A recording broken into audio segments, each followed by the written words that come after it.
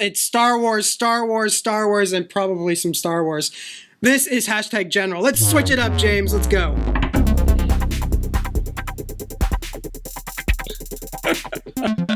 All right, welcome to Hashtag General.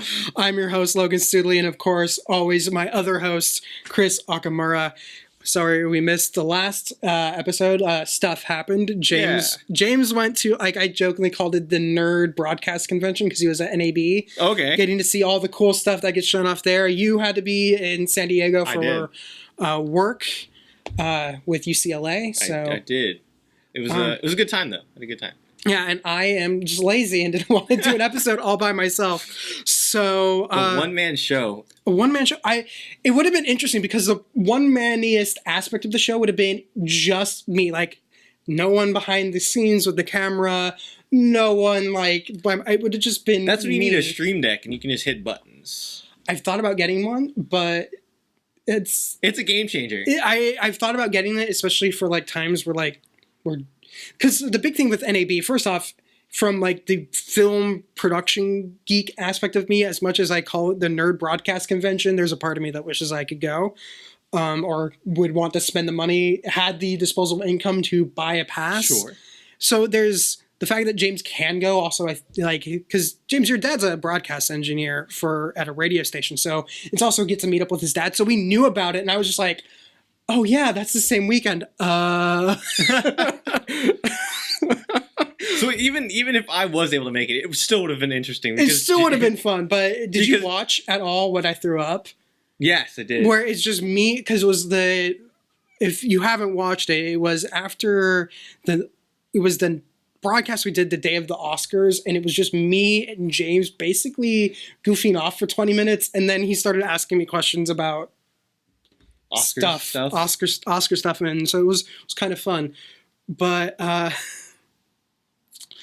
yeah, no, it's been actually been a good few weeks for me. So that's good. Can't really. You have a new toy. I have a new toy. I got my first client at work. That's mine and my own. I can't really discuss too many details at the moment, awesome. But it's still. It's always a rewarding feeling. Yeah, it's been a very good few weeks for me. So let's just dive in. Yeah, sure. All right, James, let's just go into tech.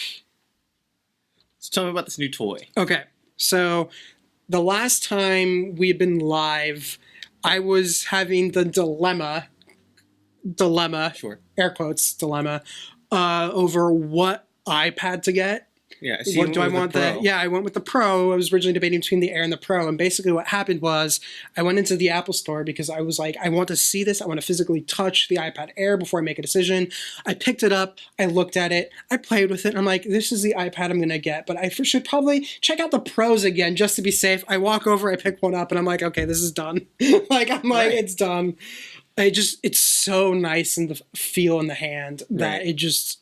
Immediately, I was like, okay, you know what? I've been saving for a while. I financially am in a place where I can take care of this, and it's not going to be a burden. I'm going to just go for it. Right. So I went for it, and no regrets. No, did you do any 12 months, no interest, no payments? To do that, I would have to do it through like the Apple Barclay card, which we'll go into Apple stuff here in a sec. Which who knows if it's going to exist soon? But I've done that before, and it's worked out very well for me. I've heard really good things about it. That's something that's probably like more of I'm going to do a computer purchase with that in the future. Right. With a bigger purchase. With a bigger purchase. This I actually got through T-Mobile. Oh, okay. Because T-Mobile, the way they do it is you make a down payment, and then you are paying monthly installments with no interest until it's paid off. Bill, right? On my phone bill. Right. So this means I also have, like, on my commute, I have access to my email, I have access to the internet, so I can read the news, I can play a game, I can That's awesome. Do all sorts of stuff. It's Congratulations. That's I've told people, and I don't think anyone's believed me when I said there's an iPad-sized hole in my workspace, right? And how I want stuff to work in terms of just writing and video editing and content creation, and putting it into that space has been nice as I've been able to do more and more stuff while on the go. Has it become routine at this point? Has it become sort of, or is it something that you're still kind of, oh yeah, I can do that now?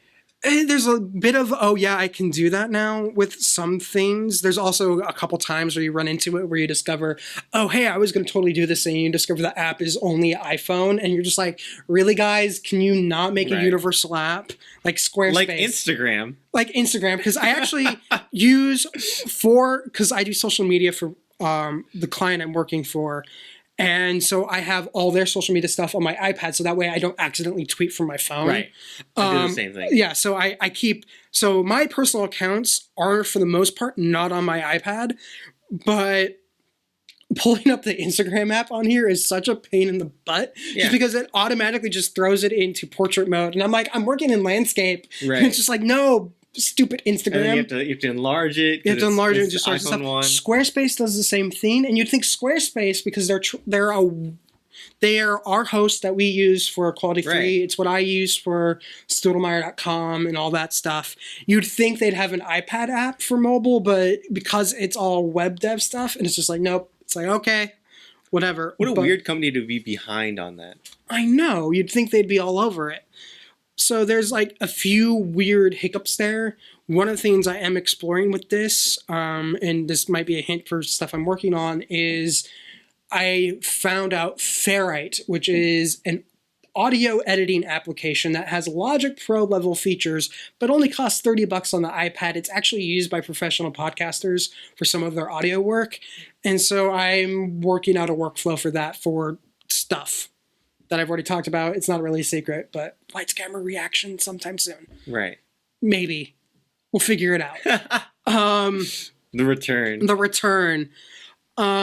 So it's just been nice. Like, I have our note for for this broadcast going on. I have chat in another window, and then I have Twitch in a third one, so I can, because Twitch has changed stuff to where I can no longer upload the final version of the video. I can only re-share the broadcast to keep it up there. I have Twitch open here so I can auto add like highlights, so that way when I go into Twitch I can just basically be like, oh, all the stuff is already done. I just have to be like, yes, I want to make this a full thing. So it's nice, and there's still more stuff I'm working on, but it's exciting. It's exciting. What are you looking to do next? Are you doing a smart case? Are you doing are you doing a pencil? I have a pencil. Okay. It's not on it right now just because I was like, look, it's more of a one more thing for people to stare at on screens. Right.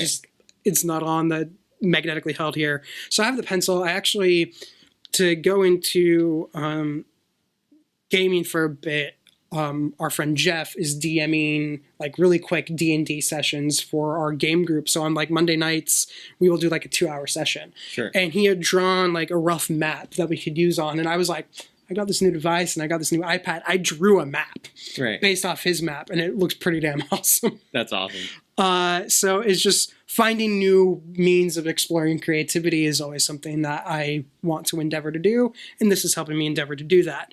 So, hey. It's exciting, man. Yeah. Congratulations. But in more tech stuff, the last time we were live, it was right before the Galaxy Apple Fold. Are we talking about Galaxy Fold? I want to talk about Galaxy Fold, but I want to do a quick rundown. We'll go, I think, actually, let's start with the Fold, and we'll go into Apple's event later. Sure. I think, honestly, it's a 2-sentence statement of, oh shit, why did you release it? I think that's the summary. So, I think it's super cool tech. It's a cool idea. I think it's super cool tech. I don't understand who or like for what purpose you need the Galaxy Fold. Like, I think the idea that, say, I could take this iPad and I could fold it in half and put it in your pocket and put it in my pocket sounds. I mean, you could probably do it with like an iPad mini size device, but not the iPad Pro. Well, like the Fold has like a mini, almost an iPad mini size screen. Yeah. So it's nice, I guess, that they found a way to make a tablet more portable. Right. But it doesn't look good when the Verge's review unit breaks from just regular usage. Right. CNET's unit breaks just from regular usage. This isn't the whole thing that happened with like Marquis Brownlee or a bunch of other tech reviewers where they weren't told by Samsung, oh, hey, that plastic cover on the display is actually part of the display. Because if you look at pictures, it looks like the plastic film that will come on a device. And so they had gone to rip it off and they damaged the display and they're like, what the? And it's like, Samsung's like, oh, no, it's part of the display. But they had given no warning. There was nothing like when you turned on the display of, hey, leave this on here. So a bunch of review units got broken. But on top of that, the reviewed units from people who didn't break it still ended up breaking. Right. Like, that's a failure rate of 100% right now. Right. That's not good for a device that costs almost $2,000. Right. And then so Unbox Therapy did a video as well. I don't know if you saw this one where Lou opened it 1,000 times. Oh, so he opened and closed it 1,000 times. So there's like, I guess, a warning in there or a usage thing in there about how it's covered up to it's like one of those things, you know, it's like the throwaway line of like, you can open it 1,000 times without any kind of damage or whatever. I would open it like 4 or 5 times a day. Right. So on average, people look at their phones or open and close their phones about 80 to 100 times a day. Yeah. Just like out of my pocket, open, check, and then down. So you can't really do it with the fold to its fullest extent because the screen is so small on the outside. Or not small, but it's not a full size. It's not the kind of screen you would be using on a regular basis. So if you want to send a text message or do anything else, like if you actually wanted to use the phone other than just to check something, you really would need to open the fold. Yeah. So even if you knock that number down to about 50, you're still talking about that only being maybe like 20 days of use. So Lou opened and closed it 1,000 times. Did it break? And around maybe like 700 to 800, you could see a visible crease in the screen.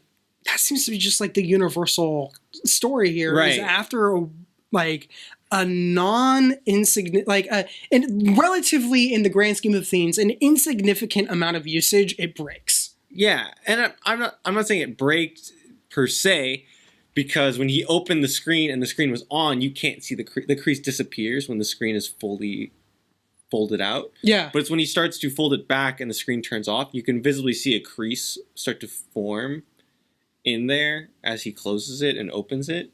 And of course, again, once you open it fully, it spreads all the way out and the crease is gone. And the screen, the light kind of takes away from the backlighting kind of takes away from the crease, right?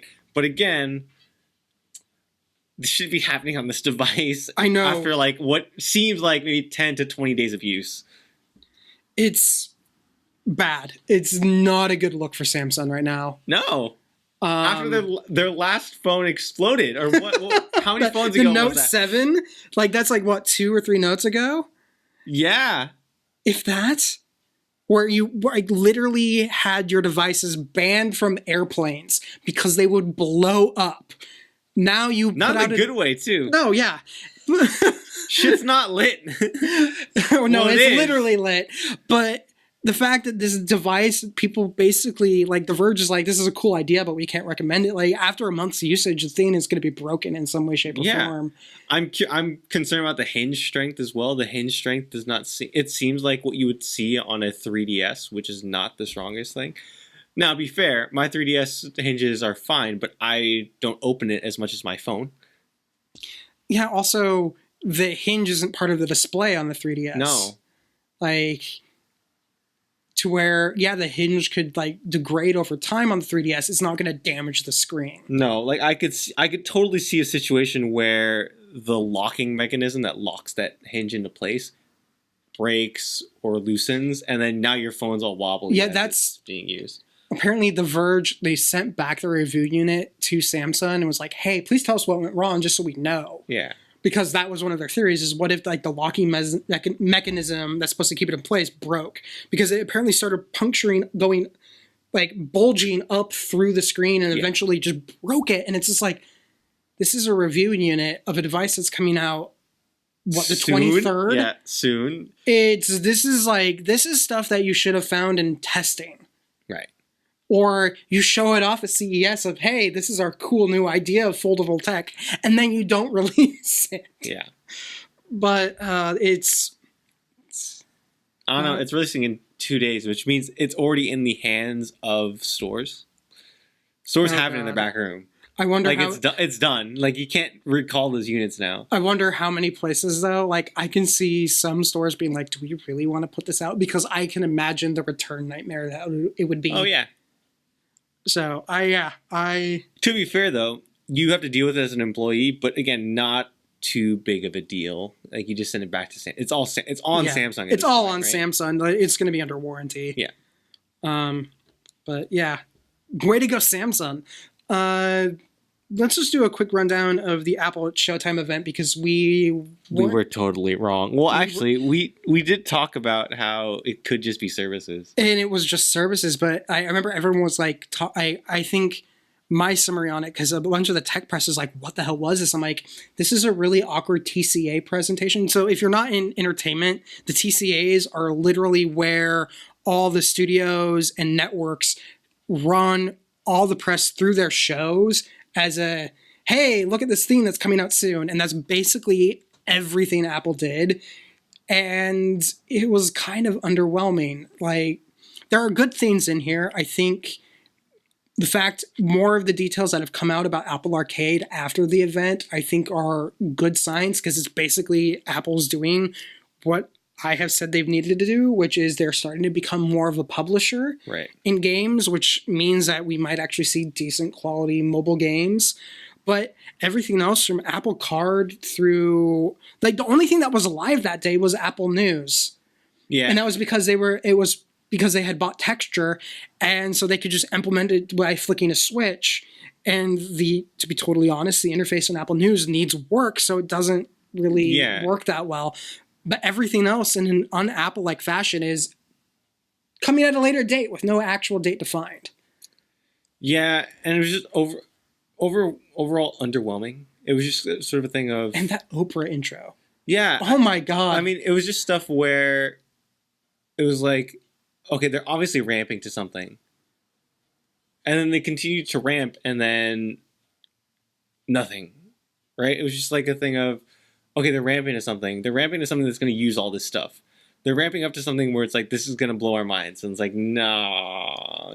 So there's a part of me that wonders if I saw one bit of analysis where they argued that this presentation wasn't for the tech press or even the entertainment press, but it was for Wall Street.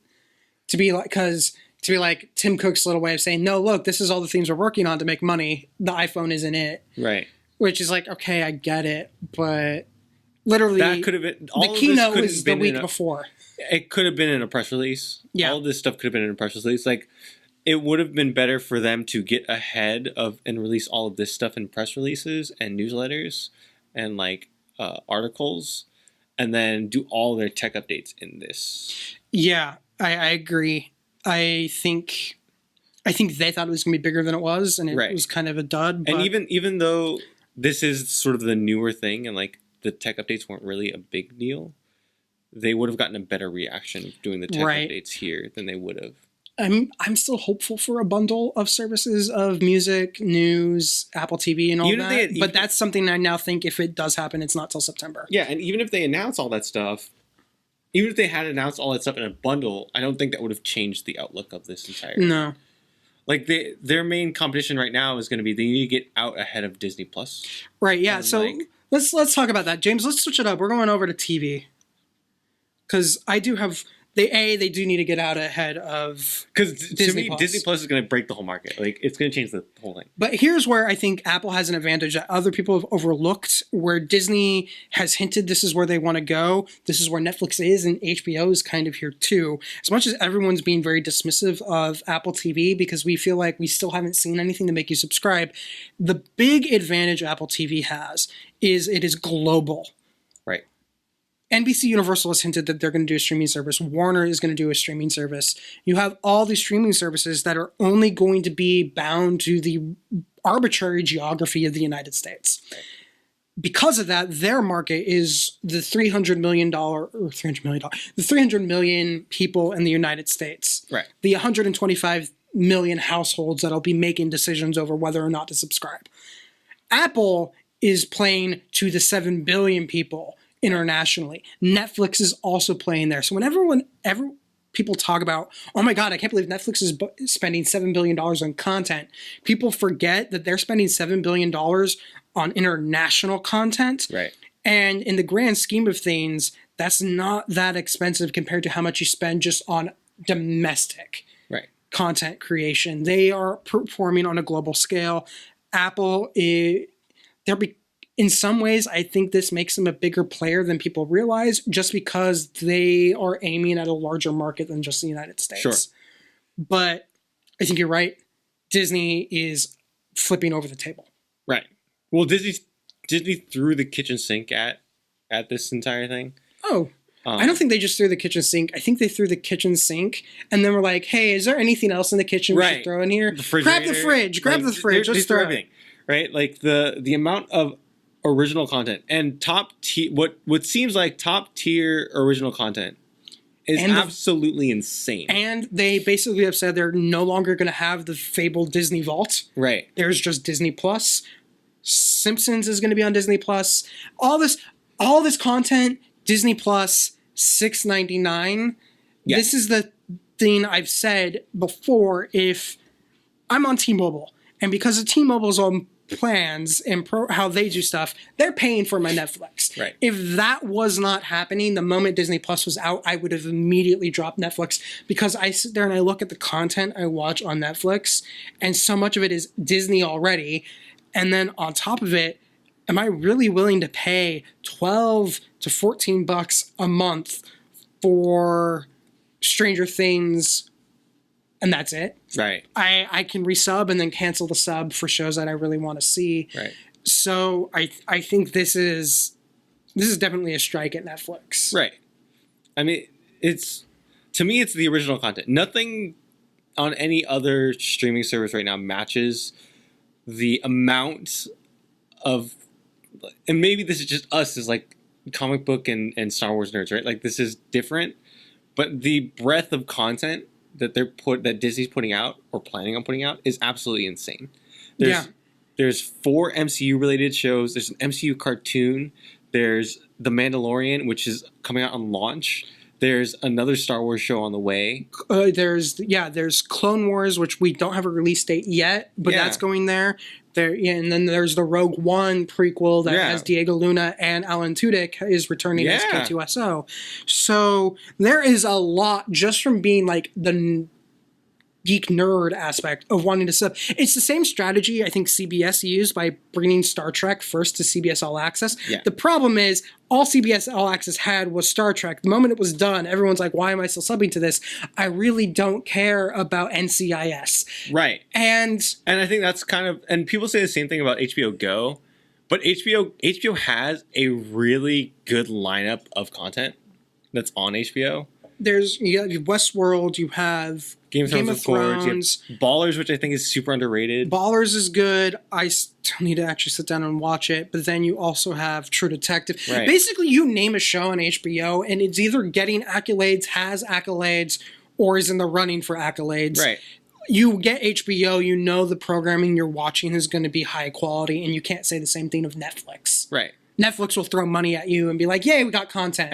And it's hit or miss. Like, again, it's not always good. And I think Netflix is really understanding that and starting to put more thought into their content. Yeah. Or the content that they're picking up or funding. But yeah, I'm super excited. And again, as someone that has a daughter, all of the Disney content for $7 is like insane to me. We even have a launch date with that. It's November 15th? Yeah, it's in November at some point. Yeah, I know I'm binging The Mandalorian that day. Well, I guess I don't think they've actually said the release schedule. We just know that it launches that day. And so I guess here's the question. But Mandalorian on launch, they announced that. All of the episodes? I don't know, but they said well, it's at launch. But I mean, are they going the Netflix route, or are they going the Hulu route? They better. They're going to kill me. I kind of actually don't want them to go the Netflix route. I want them to You want them week to week? Because here's what happens, like with Game of Thrones, everyone talks about that last episode of Game of Thrones for a week, and then the next one drops. Right. I would like that with my Star Wars content, to be able to sit there and have a conversation about it without being like, what episode are you on? Netflix. or not Netflix, Disney, you're watching. Don't listen to this madman. Just give me all the Mandalorian. Just press credentials. Like, it'll be like, hey, Disney, I'm press. I need to see some screeners. I need to see first 7 episodes of The Mandalorian. There's only 7 episodes. I need to see the first 7 episodes of The Mandalorian. All first 7 episodes. You saw that clip they showed at Celebration, right? I haven't. I know it's leaked, but I haven't watched it yet. It's incredible. It's the moment. Like, it's everything I wanted. We'll go into this in a sec, but yeah, I think Disney Plus. It's going to be a game changer in streaming. That honestly, if you had been paying attention, isn't that surprising? Right. But I think it. As much as we can talk about how Netflix is synonymous with streaming, there's not anymore.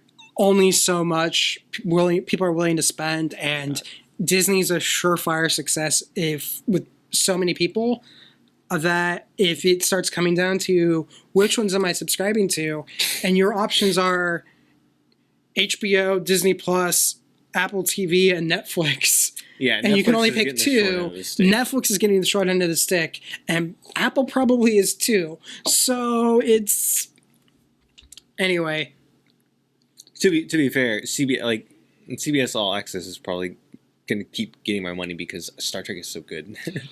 I keep hearing really good things about Discovery, and I think at some point I'm going to download it, sign up with an email that may or may not be my main email, and then just binge. Just binge it, because again, season 1 takes a minute to get going, and then once you get into it, it's awesome, and then season 2 picks up right from there. It's like hits the ground running. It's like Agents of S.H.I.E.L.D., right? Yeah. Like Agents of S.H.I.E.L.D., you've watched the first kind of half of it, and you're like, and then the Winter Soldier turn happens, and then it's just like it's a kick in the pants, and everything is just on fire. Yeah.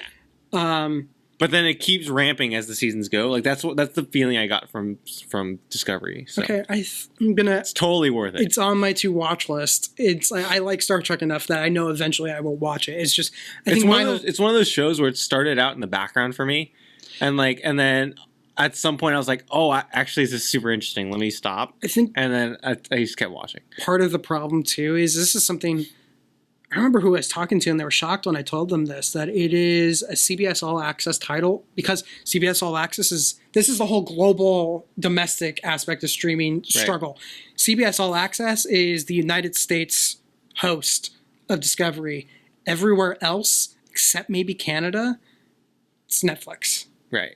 And that's kind of frustrating. And super awkward. But yeah, I'm gonna get on it. It's one I want to watch, and the moment the Picard show hits, I'm probably gonna sub for the duration of that show and then cancel. Right. But final thing in TV before we finally get into the real deep stuff of Star Wars Celebration. Sure. Any thoughts on the Game of Thrones premiere other than? Oh man, Bran was like, Bran had it dialed in. So that was like kind of the big meme. So I watched it by myself because Jenny, my wife goes to bed real early because she works at 4 a.m. So she's not able to stay up late and like watch stuff with me. So I, of course, had to wait until my daughter went to bed to go watch. So it's like sit and watch it and focus. So she went to bed. They both went to bed. And so I watched it by myself and I loved it. And then when she, the next day, was like, hey, let's watch Game of Thrones together. Okay, great. Put Samantha to bed. And then we watched it. And the whole episode, I was sitting next to her. And like right before anything happened, I'd be like, so that happened, right? Then Bran! And so it's just like the shot of Bran like staring at everyone, right? Because he does it to every character in that episode. And so it's just like, hey, honey, guess what? Bran! And so like at a certain point she leaned over to me and she's like, you need to stop. Because it's ruining my experience of watching this episode. I think my favorite thing was where he was sitting outside and Sam walks upon him and he's like, oh, hey, what are you doing here? Oh, waiting for a friend. And I'm like, oh, that's kind of nice. He's waiting for Sam because they're the two that know the secret about Jon. And then that whole Jon reveal thing, the reveal to Jon happens. Yeah. And I'm like, oh, da, da. And then the end of the episode, Jamie shows up. I'm like, oh, this is the friend. Yeah. Bran has basically been camped out for 2 days. Yeah. Because he's like, Jamie's going to get off his horse right there. And he's going to turn and he's going to see me. It's just like, on some level, he's like, yeah, three-eyed raven. But on some other level, he's just a troll. It's awesome. I love it. And the thing is, like, he gives every character this death stare. And my favorite line of the whole episode is where Sam's revealing the secret to Jon. And he goes, I have a septum diary. And Bran has... Whatever Bran has. It's brilliant. It's so good. Oh God. I was very excited. But I mean, I'm curious because the episodes ramp up from here. So the first 2 episodes I think are an hour, and then it goes 80 and then like we start, I think the last 2 episodes are about 100 minutes, I think. Yeah, so but it ramps up, right? So it gets to like these first 2 are really about setting up chess pieces. Yeah. I'm curious of where they go from here. So obviously the battle for Winterfell probably starts at episode 3. Yeah. The way that the preview looked from last week's episode and preview for this week's episode. Yeah, my guess is we're gonna get Dolores Ed, who can never die, never kill him, and Tormund Giantsbane are going to show up. Because if you don't remember character names, which is pretty much almost everyone who watches Game of Thrones, those are the 2 guys who came across the kid. Right. Also, my other favorite line is, my eyes are always blue. My eyes have always been blue. Oh, so good. God. And yeah, no, I'm interested to see how the season goes out because it feels like this is the first. There's still questions to be answered about Game of Thrones, but at the same time, this feels like the season where it's less of a how's this going to play out, and it's starting to feel like, oh, this might be the one moment in the entire saga that actually might play out to archetype. Right. And part of me is disappointed in that. Part of me loves the fact that Game of Thrones kind of takes the fantasy. It takes Lord of the Rings and flips it on its head, right? Like, part of me loves that. Yeah. Part of me loves that George R. R. Martin takes that approach to writing. But then part of me also wants to see a happy ending. And then, I don't think I'm very conflicted. I don't think we're going to get a happy ending, but I think we're going to get the fantasy archetype of the hero winning. Right. Because that's the thing about Martin specifically that's kind of interesting is... as much as he turns archetype on his head, he still plays to archetype. Right. Just not in the way you would expect. Right. Because if it had gone according to the trope, Jon would have won 4 seasons ago. Right. And married Dany. Yeah. And it's not playing to that, but it still has the elements of it. Right. So that's what makes it fascinating. And right. And it goes back to this too. So my dad's not a huge Game of Thrones person. He watched all of last season with me kind of peripherally. And then he wants to watch this season. And I've given him a lot of backstory. And like, I constantly pause and tell him like, okay, this is what happened. This is what's happening here. And so he asked me the other day of like who I think is going to win or who I think is going to sit on the throne at the end. And it's one of those things where, and again, like we've experienced enough of this stuff to kind of have a good sense. And this is one of the first times where I honestly can't tell you. Yeah. I could say, hey, they're going to go the happy ending or the happy ending where Jon and Dany rule together on the throne at the end. I could also see an ending where Cersei wins at the end. I could see an ending where it's Sansa. I could see an ending where it's the Night King and killing everyone. Like I could see every scenario. The one. As much as I think this is going to end with a typical fantasy trope, we're just not sure which fantasy trope it is, or who's going to be that hero figure, right, or villain. Like it's like I could totally see a moment where they win against the Night King, they kill the Night King, and they march down to King's Landing to get wiped out by Cersei. Like I could see that entire thing play out. Yeah, no, it's fighting 2 wars. It's just only some of the players have put the war for the throne on pause, and then the one other player just hasn't. Yeah.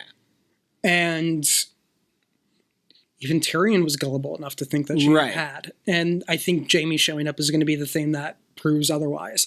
But that's tonight's episode, and I'm excited to see how it goes out. I forgot that's tonight. Yeah, it's tonight. Okay, great. Sundays, man. It's a busy day. All right, well, let's move on and get into what is probably going to be a 4-hour-long conversation about Star Wars. So, James, let's switch it up to Star Wars. So, at this point, too, I don't think anyone's watching live. Who knows? That's fantastic. That's good. I mean, like, why would you waste your time watching this live? If you do have any thoughts or questions, we do have chat open to where I will actually see it now without James having to text me last minute or me missing the text message. So if you do have any thoughts or comments or questions about what we're discussing, just... Also, this is the segment to ask questions, Jerry. Oh, yeah. This is a segment to ask questions, share your thoughts, because this is going to be the time where you and I can just go off the deep end. Right. This is probably other than Marvel Comics, this is probably the section that the both of us are both well versed in and can speak to at length. Yeah, so let's just dive in. Do you want to do it from the top in the order I have it? Yeah, okay. Whatever you got. All right. Let's go for it. Let's start. So Star Wars Celebration was last weekend. For those of you who don't know, Star Wars Celebration is a convention that's all about Star Wars. And it's never in the same place. They move it from year to year. Next year, it's in Anaheim. We're totally already going. We already know that. We're just figuring out, of course, logistics. But yay, it's in Anaheim. Yeah. It's exciting. So actually, let's talk about Celebration as the event in Anaheim just for a moment, because I think I've shared this on stream before, but to share it, one of my biggest regrets from 2015 is the fact that Celebration was in Anaheim that year, and that was the year that Force Awakens was coming out, where they showed off the trailer and everyone was just like hyped. Right. And I had free passes to WonderCon, and it was like, do I pay $80 to go to WonderCon or go to Celebration, or do I go to WonderCon for free? Because I was going with my sister, and I had, at the time, professional credentials with Comic-Con International, who runs WonderCon, to where I could go for free and I could bring my sister for free to WonderCon. And she was like, well, let's just not pay money. And I've regretted it I still talk about how I regretted that decision. So I already sent her a text message going like, we're going to Anaheim. Right.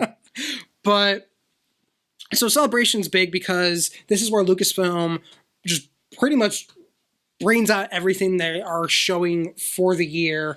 So we had stuff from Episode 9, which we now have a title for, The Rise of Skywalker. Mandalorian had stuff shown. Clone Wars had stuff shown. Jedi Fallen Order had stuff shown. Galaxy's Edge had stuff shown. It was just Lucasfilm pretty much put everything on the table and said, here's what we got. 2019 is going to be a fantastic year to be a Star Wars fan. And then, well, even then, just real quickly, they already announced, Kathleen Kennedy talked about how they're doing an Old Republic film. Oh, have they confirmed it's Old Republic? Yeah. We don't know who's doing it. I'm hoping that it's Dan and David doing them. Yeah, I'm thinking when they announced, well, to bit of backstory, Dan and David are Benioff and Weiss, the showrunners of Game of Thrones. And HBO has already said that the next show that they had brought to HBO, Confederacy, is on indefinite hold because they are making a Star Wars movie, and HBO knows there's a hierarchy in this industry and Star Wars is always on top. Right. The moment they got announced, I thought Old Republic was basically in the cards, because we've had hints of Old Republic for a while in some of the expanded stuff. Even with all the Galaxy's Edge stuff, we'll get into it too. There's a lot of hints of Old Republic stuff that they're kind of weaving in.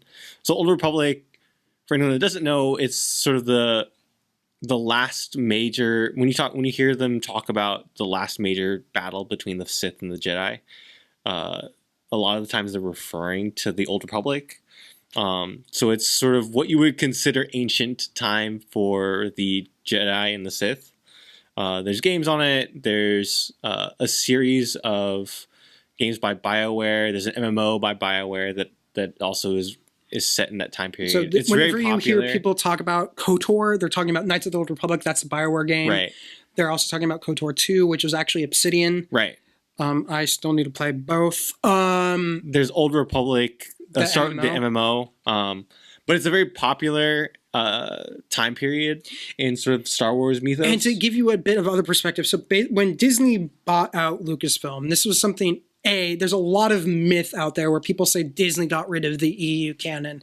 Lucasfilm was going to get rid of the EU canon anyway. Because it got messy, and Lucas himself had made plans for episodes 7, 8, and 9. So all that stuff was going to be rid of. That was in the works before he even approached Disney. And by the way, he only approached Disney. Yeah. But there was only one section of canon where Lucasfilm has been kind of like, oh, it's its own thing, where they haven't just like, oh, it's Legends, where they kind of let it still exist and do stuff, and that is the Old Republic era. Right, because it's so popular and it's so well thought out, and it's something that... So the reason why the Legends exists and why the EU got so muddy was because people kept... A lot of different sources were playing around in the same space without consulting each other, and so things got very messy. And so a lot of that stuff comes post episode 6, right? Where that's where Lucasfilm and Lucas wanted to play in with 7, 8, and 9. So that needed to be cleared out so that they could fit their own canon storylines in there. The Old Republic really hasn't been something they haven't touched because not too much superfluous information is there other than the main core games and a couple of books. Or basically anytime anyone has played in the Old Republic era, it's only been one group at a time, so It hasn't been like multiple people or multiple or if there were multiple versions themes of the same character and stuff like that, right? If there were multiple themes coming out at the same time, they were all under the purview of, like in the case of the Knights of the Old Republic or the Old Republic, they were all overseen by the people making the game. Right. So it's all the Old Republic's probably the cleanest period of time that's currently non-canonical in the Star Wars universe. But that has a story that is familiar with most Star Wars fans. Like even I've never played KOTOR or KOTOR 2. I have played Old Republic. Right. And I still know the big twist. I won't spoil it because who knows who else hasn't played it. But I think most Star Wars fans, if they get beyond just watching the movies, inevitably learn about that twist. Right. And so then when you talk about Star Wars and Lucasfilm in general, they accept Old Republic mainly as canon. Like if you play Star Wars Galaxy of Heroes, which is a RPG mobile game, a lot of the Old Republic characters are obtainable and in that game, and that game only takes canon. So they've pretty much left Old Republic pretty much like, hey, this is coming. We know it's coming. It's so that's exciting. It's my favorite period of time in the Star Wars universe. My personal theory, and I'll let you chime in on this because I think Knights of the Old Republic is 4,000 years before Yavin, something like 3,000 years before Yavin. It's a couple of thousands. I'm wondering if they're not going to shrink the timeline. Because here's my theory from it. The Sith have been extinct for a millennium line from Phantom Menace. Right. I'm wondering if they are going to maybe not have Revan happen 1,000 years before. I'm wondering if what Benioff and Weiss are doing, if it isn't directly Revan, is it going to be that 1,000 years where it's like the final conflict between the Sith and Jedi? Maybe. I mean, I would really hope that they hit directly in the middle of the conflict, right? So, like, I want to see Cecile Shan. Cecile Shan to me is one of my favorite Star Wars characters that has never been really explored. Yeah. I think her story is awesome, and I think she's a great character. And it fits really with the MO at the moment of female empowerment. Yeah. Right? So, Yoda... Everyone knows Yoda's the Grand Master of the Jedi and sort of the leader and the de facto head of the Jedi. Before that, it was Cecile Shan. And so her character is awesome and she's great. And Yeah, everything that she's been sort of depicted in has been awesome, and she has the best lightsaber. Oh, no, she has such a cool lightsaber. It's a dual-bladed lightsaber. It's blue, but there's some great etching and markings on it. It's just a beautiful piece of art. It literally looks like if you didn't know it was a lightsaber, you'd think it was like a tube someone had just sat there and like carved. It's awesome. Beautiful. It's beautiful. And there's been a couple of people that have replicated it, and it takes so long, and the replications are so expensive. Replicas look real, like when they're good, they look really good. Yeah, they're awesome. So I think this is probably where Benioff and Weiss might be playing. I also think this might be where Rian Johnson might be playing, because there's been some stuff going around that makes it sound like some people make it sound like instead of doing 2 different trilogies, they're just doing 1 trilogy, which I don't quite buy yet, because Lucasfilm has said that everything that they've announced is in development is still in development. Right. And the only 2 things in development were those 2. So I'm taking some of those rumors to mean that it wouldn't shock me if Rian Johnson is getting Revan and the 1,000 years prior to Benioff and Weiss, and Benioff and Weiss are getting the 1,000 years prior to Phantom Menace. Right. That's personal theory. We'll see how that plays out, but that's something we won't know about until a few years, because Star Wars is going to not have a film on screen probably until I think 2021 at the earliest, if not 2022. Right. But let's dive into the stuff that was announced at Celebration with. So here I'm looking up right now, just a quick thing. The rumor is that he might be helping with the trilogy. He's helping them with their trilogy, but he's still developing one of his own, separate, because he said previously that the Old Republic, that his trilogy is not Old Republic. So he flat out said, like, he denied that that he's working on Old Republic, which leans credence to the idea of them working on Old Republic, right? And we've had hints of Old Republic in like Rebels and even Clone Wars. So yeah, I think, it makes sense for them to be the next place to move to, because there's so much. It's the same thing that has worked out for Marvel, where they have some points in some stories where they have so much to draw from to create the stories for the MCU. Right. And this is one point in time where they have so many stories that they can draw from, right, and create a new Star Wars story set in that period. So yeah, I think we're going to see Old Republic very soon. Yeah, and like you're saying, I think it gets them away from what they're stuck in right now, which is the Skywalker stuff. And like they've talked about how this is the end of the Skywalker stuff, and they're done with this set of trilogies. Yeah. Which I'm excited about. That's great. And I think that Old Republic opens up the space of like, here's all these new characters. Well, not only here's all these new characters, there are multitudes of Sith and multitudes of Jedi. You can go whole ham on everything. Yeah. I would love to see.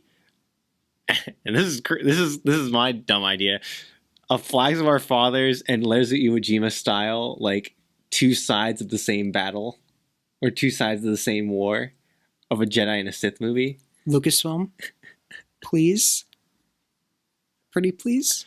I'll buy my ticket now. I mean, honestly, I should just give Lucasfilm my bank account information at this point.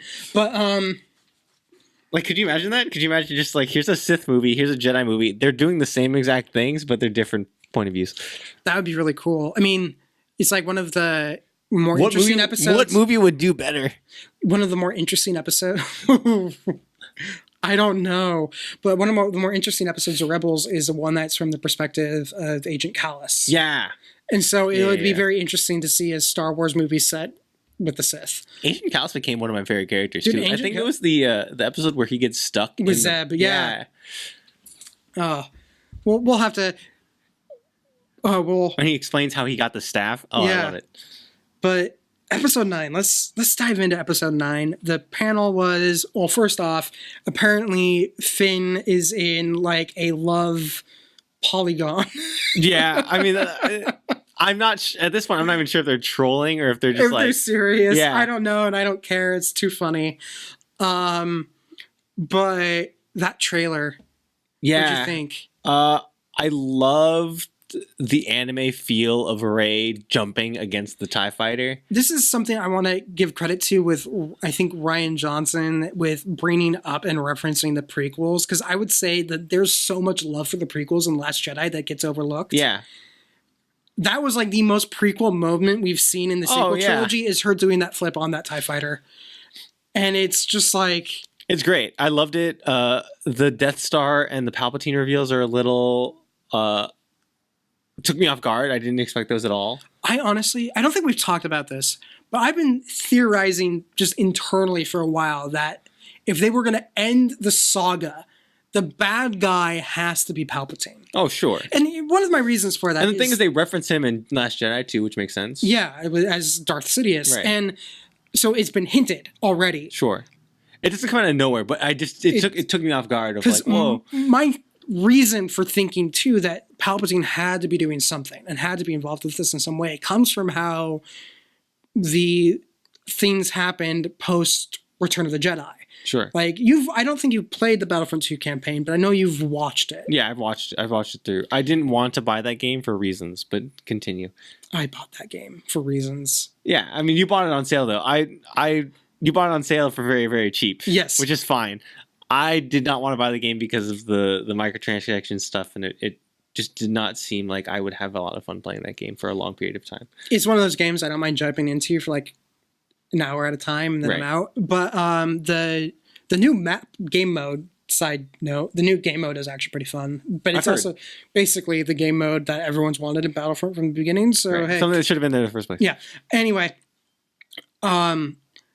one of the things that happens if you start going into post Return of the Jedi stuff with the Aftermath trilogy or Battlefront 2 is that Palpatine basically just like starts destroying shit from the grave. Right. And part of his master plan is to like weed out all the weak, quote unquote, weak aspects of the Empire to where only like the super strong and super dedicated are left. And then those super strong and dedicated people just disappear. Right. And that's something... And this is where the First Order comes from. The First Order is literally remnants of the Empire who were super, super devout to the idea of what the Empire was. Right. I do not and could not fathom Palpatine doing that and sending them off if he didn't have a plan to come back in some way. Right. And so I have felt that Palpatine was going to have to inevitably be the big bad at the end, and that Snoke is either his puppet or Snoke was some other big thing that had been there the entire time, but it didn't make sense. It's like, Snoke, no, I think there's something else going on here. And so the Palpatine reveal, I was shocked it happened in the trailer. Yeah. But I'm not shocked that it's what's going to happen in the film. I'm more surprised that like it would have been great to have that reveal happen in the theater. Mm-hmm. I don't like the idea. I don't like that they confirmed it's Palpatine. I love the idea of like, you never know. Well, because the thing too is my first thought before I was realized, I'm like, oh crap, it's Palpatine. Is my first thought, I'm like, is that Mark Hamill doing a Joker laugh? And then I was like, wait, no, that's not Mark Hamill's laugh. And then, because I was watching the live stream and Ian McDermott is on stage and does it in Palpatine was, do it again. And it was just like, okay, it's totally Palpatine. Yeah. And then they did confirm it to Hollywood Reporter that it's Palpatine. Yeah, Abrams was talking about it to every reporter that asked. So I mean, I don't agree with him being flat out like, yeah, it's Palpatine. Like that to me, that should be something that's a little more coy.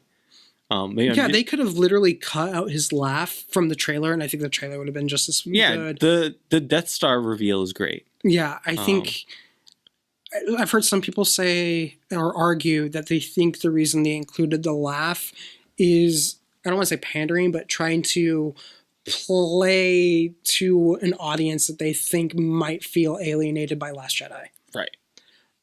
By going, hey, look, here's the traditional bad guy is back. And like, but I think that's been hinted enough in the saga stuff to where it wouldn't have surprised me in the theater. No. I don't think we need this reveal early, but that's me being nitpicky about how trailers reveal everything less than if they literally as soon as if they do the thing where they walk around the remains of the Death Star and we just hear the laugh as they're walking through the hallways like in a horror film. I would have freaked out. Dude, in the theater.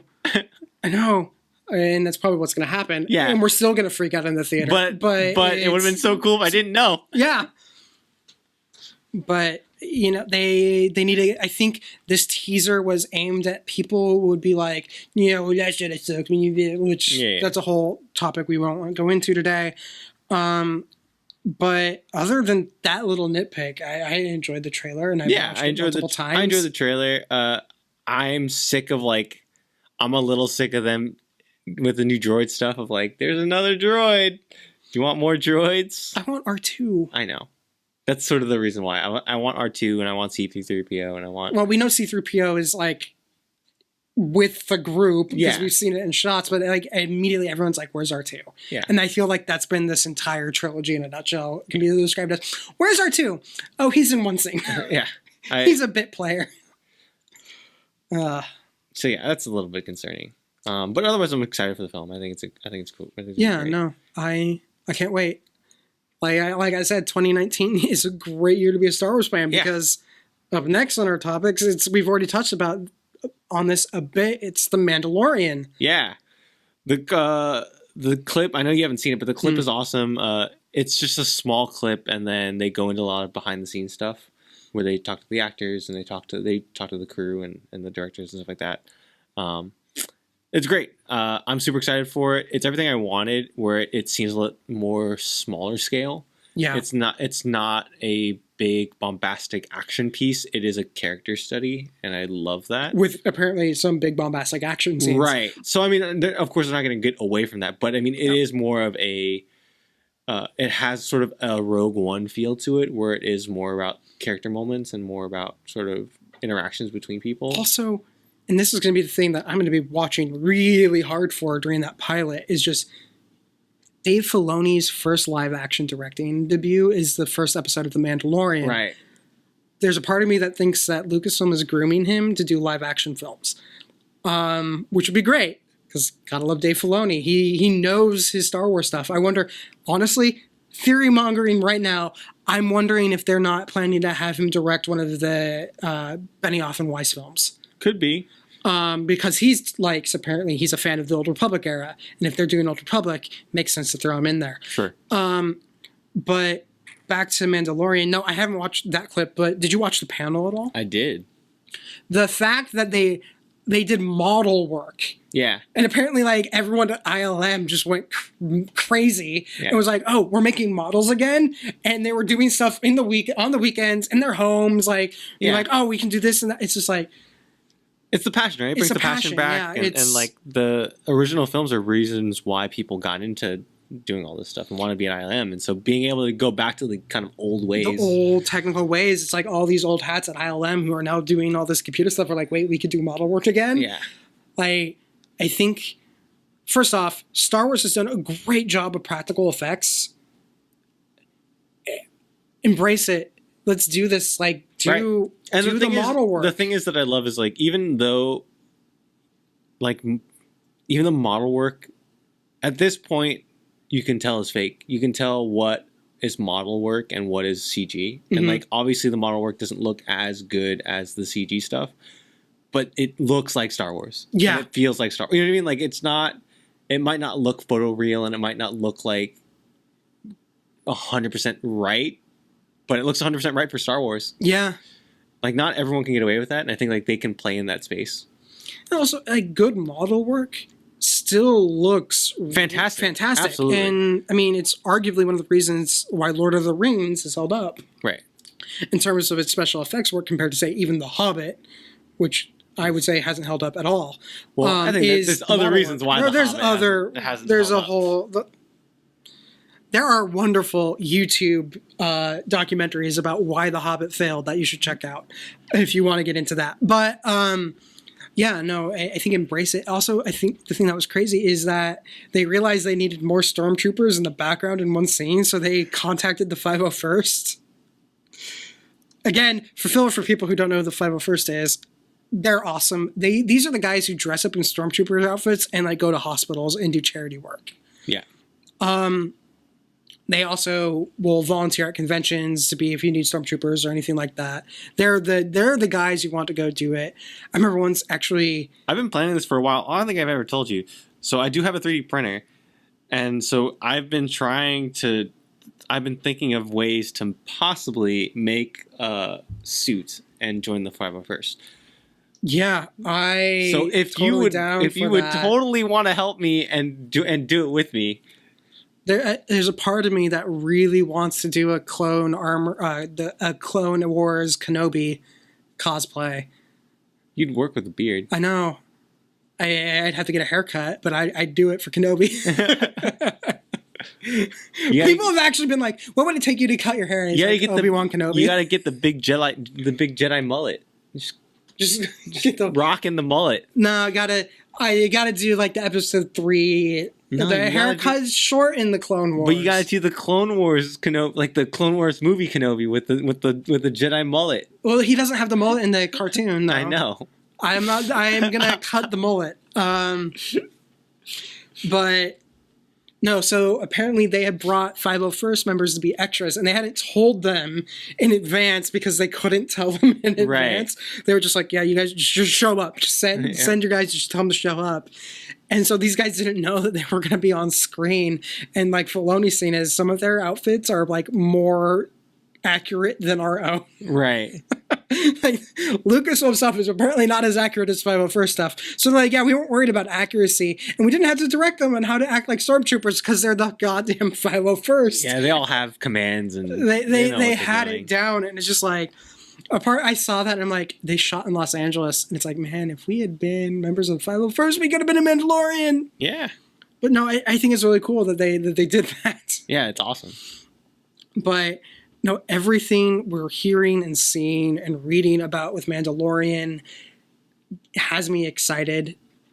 The fact that Jon Favreau was like just wrote 3 to 4 episodes worth of scripts before he even officially let Lucasfilm like buy it. Like apparently Lucasfilm was like sold. They're like, yeah, we're on board. This should be your show. We know this is the thing we need at Disney Plus. We're going to be doing something with Disney Plus. We want this to be it. And he's like, wait, let me write 4 episodes first just to make sure we're on the same page. First off, that's awesome that he like is like, no, this is how it's going to be, and I want you to be 100% behind my idea before we go forward. And so he wrote like 4 episodes, or that he'd email a draft to Filoni, be like, hey, I need you to read this, and it'd be like Christmas Eve, and Filoni's like, it's Christmas, and then like 2 days later he gets a text message, why haven't you read it yet? Right. It's great. I love it. No, I'm excited. It's gonna be. Like Disney Plus is a day 1 sub for me because of Mandalorian. Yeah.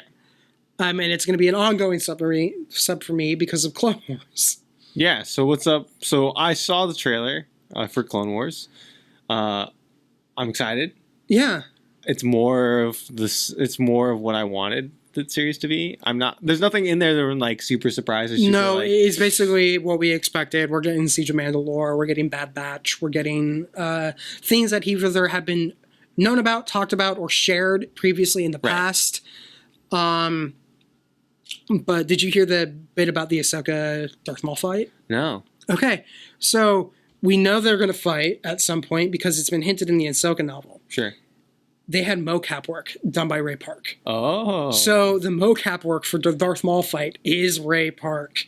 And it's just like... Does he get the dual-bladed lightsaber back? I don't know. I think it's probably going to be either Darksaber or the new saber that we see in Solo and appears in Rebels. Right. But that fight... First off, that's really cool that they brought Ray Park in to do that. Sure. It's also really good that I think they've all but confirmed this is the final season. Yeah. This is going to be this is going to be stuff that's happening concurrent to Revenge of the Sith. And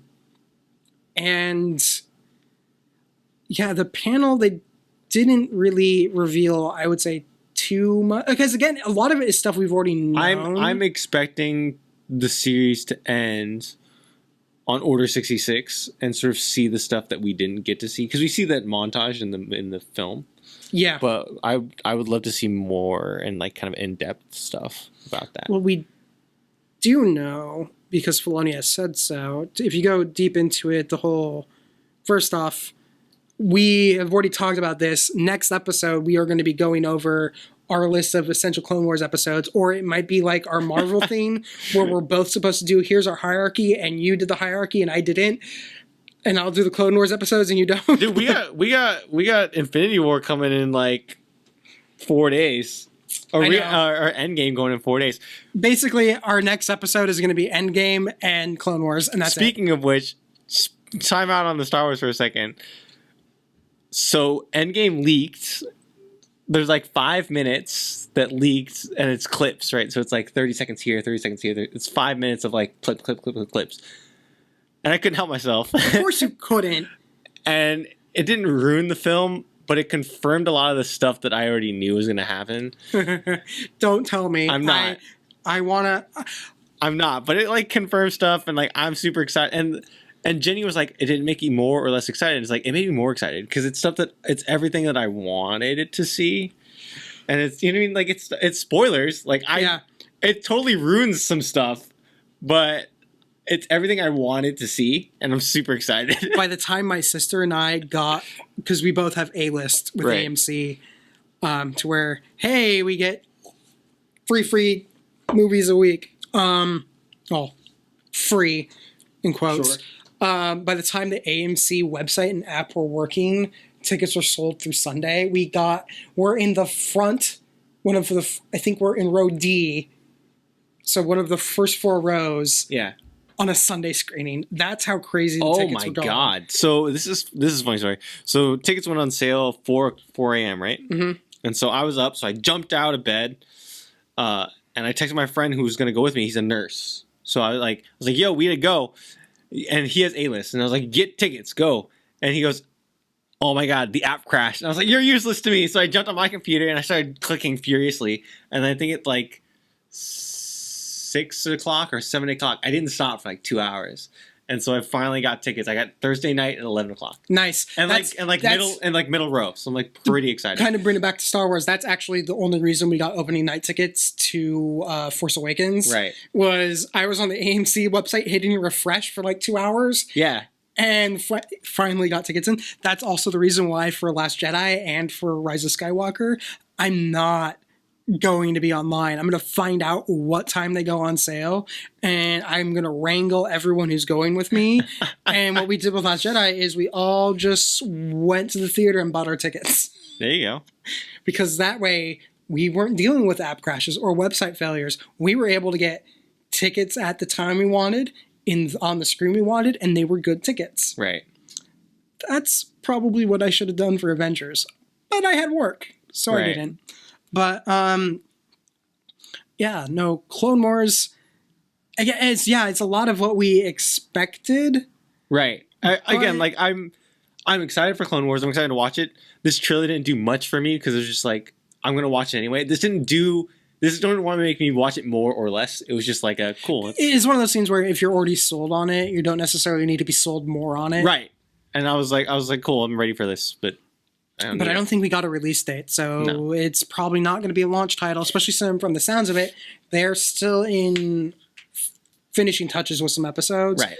So I have a feeling this is going to be a 2020 thing for Star Wars, as much as we wish it was this year. I would assume like a February or March release on Disney+. It's going to be definitely after The Mandalorian. Right. But honestly, on some level, it makes sense. That way you're not divided between 2 shows. And I think they know that the fan base would be divided between the 2 shows. Right. Or trying to stay on both. But no, what was great, because I don't think you watched the panel. No, I did not. But what was really funny, anytime they showed a clip at the panel, so Ashley Eckstein, who plays Ahsoka, D. Bradley Baker, who voices the clones, and Sam Witwer were on stage. And every time they showed a clip, they got off the couch they were sitting on so they could sit down on the stage so they could have a better vantage That's great. Of the clip. I think that says a lot about the people who make the show. Oh, yeah. That they were like, oh, no. I'm not going to just sit here and be like, wait for the clip. They're like, no. I'm watching the clip. Right. So I'm just glad we're seeing Ahsoka again, and I love Ahsoka. I want an Ahsoka film so bad. I want Ahsoka in episode 9. That'd be great. So bad. Like, there's a part of me that has wondered if we're not going to run into an old Ezra and Ahsoka in episode 9, great. And that's how they get their story. And I kind of wish that's how it goes, because we got left with a big question mark from Rebels, and I would like at least a hint that the story got finished, even if we are not told what the story is. Right. But I guess that also, to go back into episode 9 and all the crazy, because a lot of people are like, oh, Palpatine's dead, there's no way he could come back. He's a Force ghost in the Death Star. He's haunting the Death Star. Well, they say that Sith can't become Force ghosts. But all I'm going to say is the last 3 episodes of Rebels, and that's why I'm not convinced he's dead. Last 3 episodes of Rebels are fucking nutty, by the way. Yeah. I can't even explain them to you here. Just go. We would have to do like a full explanation of just those 3 episodes and what happens in terms of how the Force works. And a bunch of people will be like, that's not how the Force works. They're going to just throw the Finn clip at us. And it's like, no. This is apparently how the Force works. Spoilers, there's time travel and shit. The one instance of time travel in Star Wars.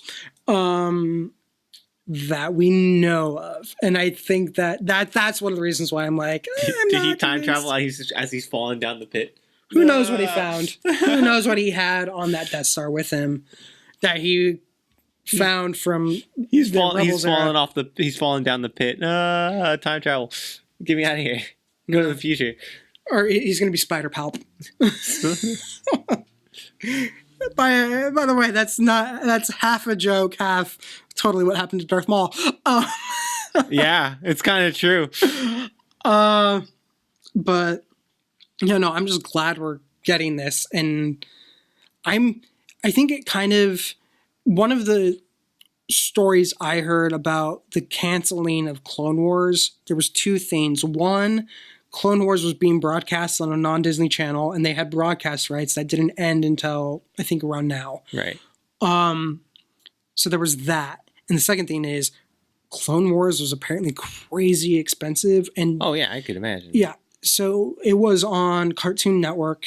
Cartoon Network was, I think, paying like $1 million an episode. And then Lucas was basically paying out of pocket another, I think, $3 million an episode. So there was like $4 million an episode going on. And Lucas was doing it because that's something I don't think people realize. Lucas wanted the Clone Wars to happen and be a thing, so he paid for it to happen and be a thing. Yeah, because he was a billionaire. He could pay $4 million an episode. Right, and I don't think people give Lucas enough credit for making his own decisions and like not caring about the repercussions. Right? Yeah, we can sit here and talk about whether or not he made the right decision story wise with some of his work, but we can't say that he doesn't care. Right. I think the fact that he's actually, I actually think he doesn't care about what other people think. Yeah. Which is okay, I guess you could say is a fault. But I mean, I also think it's such a great thing that his thoughts are just, this is my thing. I'm gonna do what I want with it, and it's made for a lot of beautiful stuff. Did you hear the thing too that because he's visited sets of I think every Star Wars film. Yeah, he was on the Mandalorian set. Did he visit Game of Thrones set? Yeah, but apparently he was consulting or was answering questions of Filoni's and Favreau's from Mandalorian. Yeah, well, I mean, but he also apparently was a story consulting on Episode 9. Yes, not just a hey, what do you think? It's like, hey. Yeah, we're finishing your saga. So what do you think? Abrams said he spent a week with Lucas. Yeah. A couple weeks with Lucas. And so did you see my tweet about it? No. So I have this image in my head, and I love The Last Jedi. Okay. I love that film. I love that it took risks. I love it's different. But the image I kept getting in my head is Abrams picking up the phone and going, can I talk to George Lucas? I need to talk to George Lucas, and be like, all right, come next week. And so then George Lucas, it's Abrams showing up, knock on the door slowly opens, and it's a dark hallway. And you walk down the hallway and you open a door, and it's George Lucas sitting cross-legged on a chair with a dark room with a spotlight on him and a glass of wine and a cigar going, they always come back. Right? And so like, to me, that's the image I get in my head of that entire situation going down, and it's hilarious to me.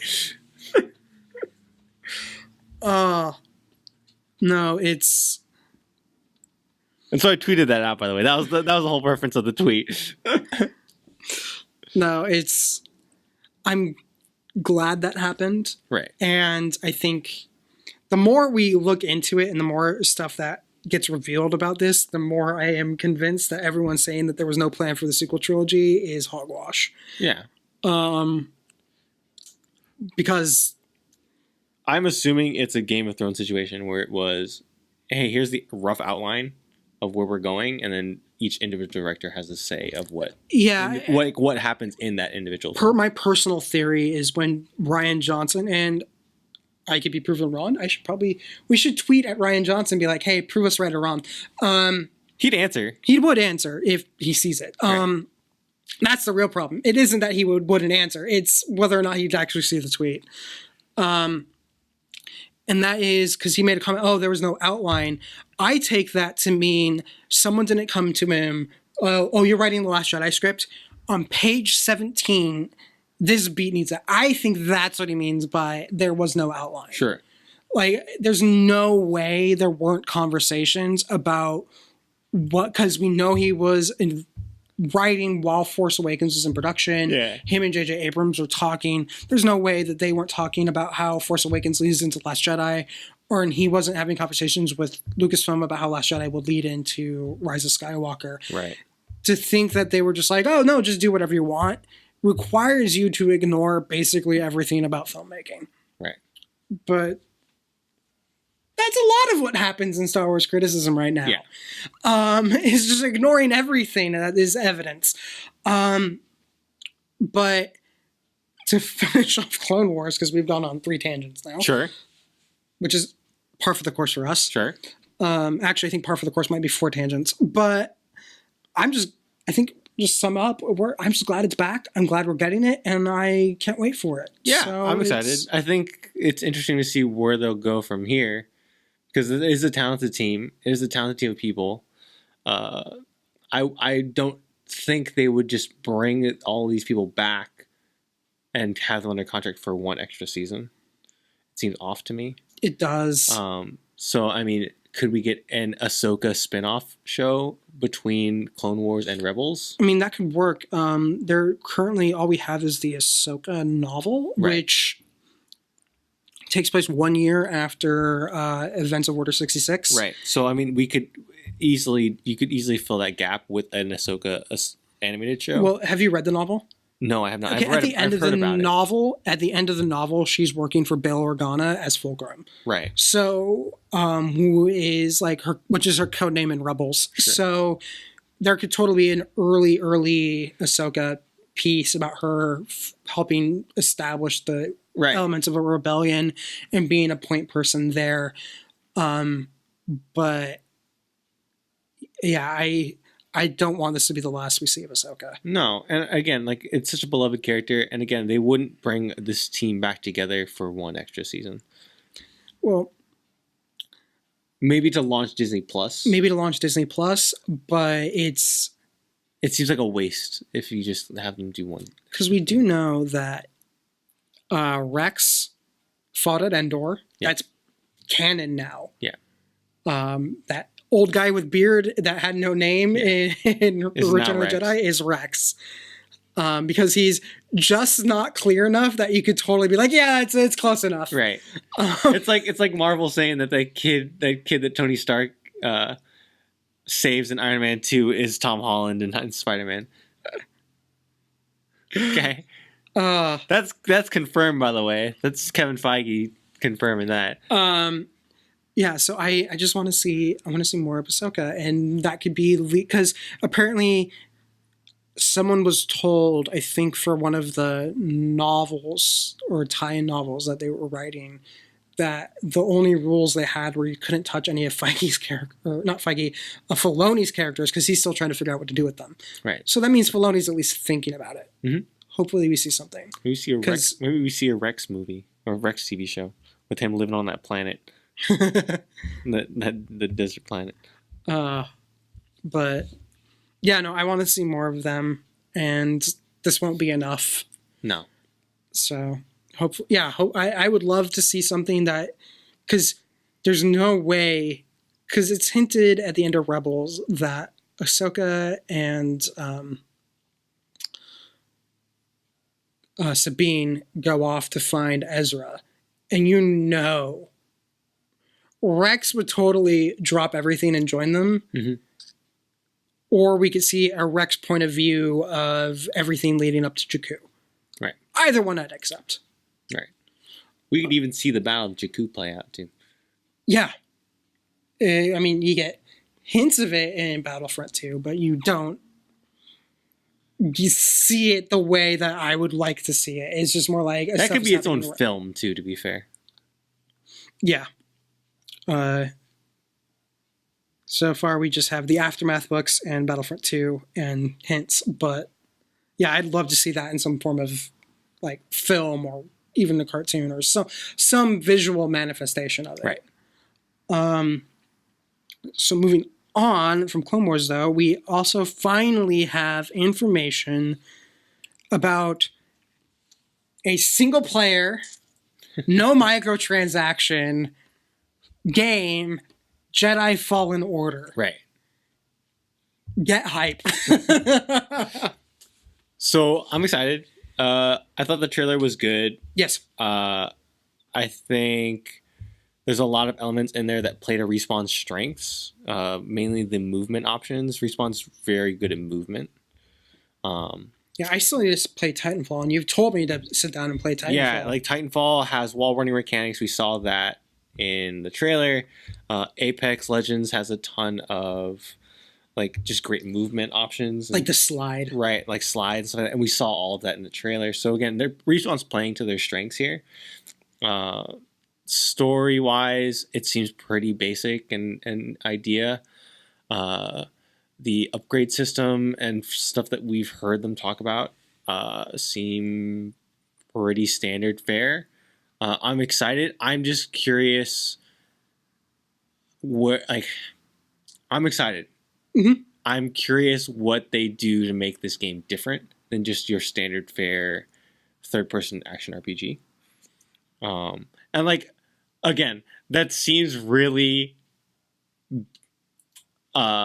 ungrateful to like say, right? Because it's like, okay, yeah, we've all been waiting for this game. We're all waiting for something like this in the Star Wars canon or Star Wars to come back, because we probably haven't had one since the Jedi Knight games, the Old Republic, or not the Jedi Knight, like the '90s Jedi Knight. Yeah, games, the Jedi Knight games, the Jedi Academy games, which are great games. But again, like what is going to keep me playing this game to the end, and what is going to keep me excited as I go through it? It has to be story based, and like from what I've seen, it seems pretty standard fare. So again, I'm going to beat it. I'm going to love it. But what keeps it memorable in my head, and what keeps basically your question is this going to be a game I play once, or is this going to be a game I play multiple times, or even a game that I play once and talk about all the time? Yeah, like God of War, I'm never going to play that game again. I beat it once. I'm never going to play it again, but I'm going to talk about it all the time, and like so everyone's talking about it all the time. Like a year later, Sony's putting out a documentary in like the next couple of months about like the making of it, and I still watch every like they talked about it at GDC of like why God of War was what it is, and like all this stuff. Like everyone's talking about God of War a year later, even though most people probably never beat the game or only beat it or played it once. Like well, it's going to be a console exclusive, right? Forever and ever. What? Because it's God of War? Yeah, it's a Sony. Yeah, but like shame for Fallen Order. Like I don't know, other than it being a Star Wars game, I don't know what's going to pull me in and like keep me thinking about it all the time and like talking about it and being like, this game is special. And to me, the Star Wars brand and a story like this deserves to be special. Yeah. And I don't see it. Like they haven't sold me on it being special yet. Right? Not to be like a Debbie Downer, right? Because like, I think it's awesome, but like I'm concerned for like the long-term thing of it's going to come out and like get hyped for about a day or two. And then people will be like, it's okay. Yeah. I mean, that's the concern, especially we've been burned twice by Battlefront.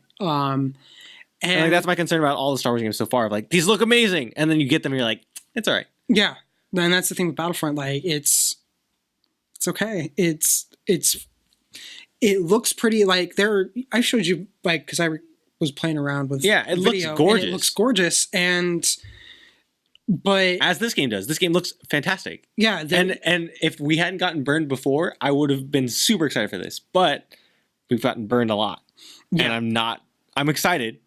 but I'm wary.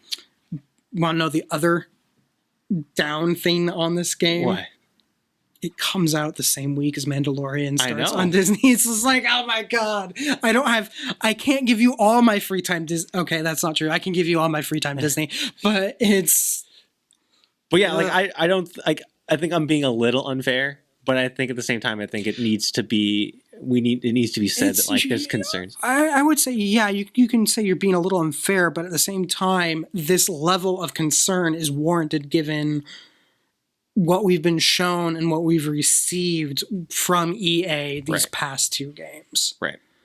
They said they have an innovative Star Wars or an innovative lightsaber combat system, which there hasn't been a lightsaber combat system since the 90s. So it doesn't take much. Really much to innovate on there.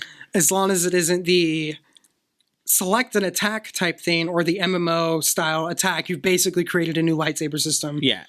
Like, how much you want to bet I control my lightsaber swings with the right thumbstick? I'm right. I guarantee you I'm right. At some point in development, that was a thing.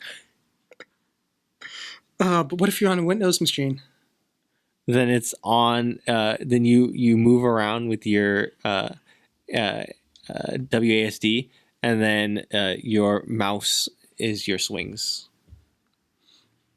I wonder if it's going to be like whenever I play Grand Theft Auto on PC, there's times where I'm just like, obviously this wasn't ported well in terms of control. Like the controls are just not that quite great to where I am like, okay, I have to bust out the controller now. Right. It's like, oh, I'm going to be driving for 10 minutes.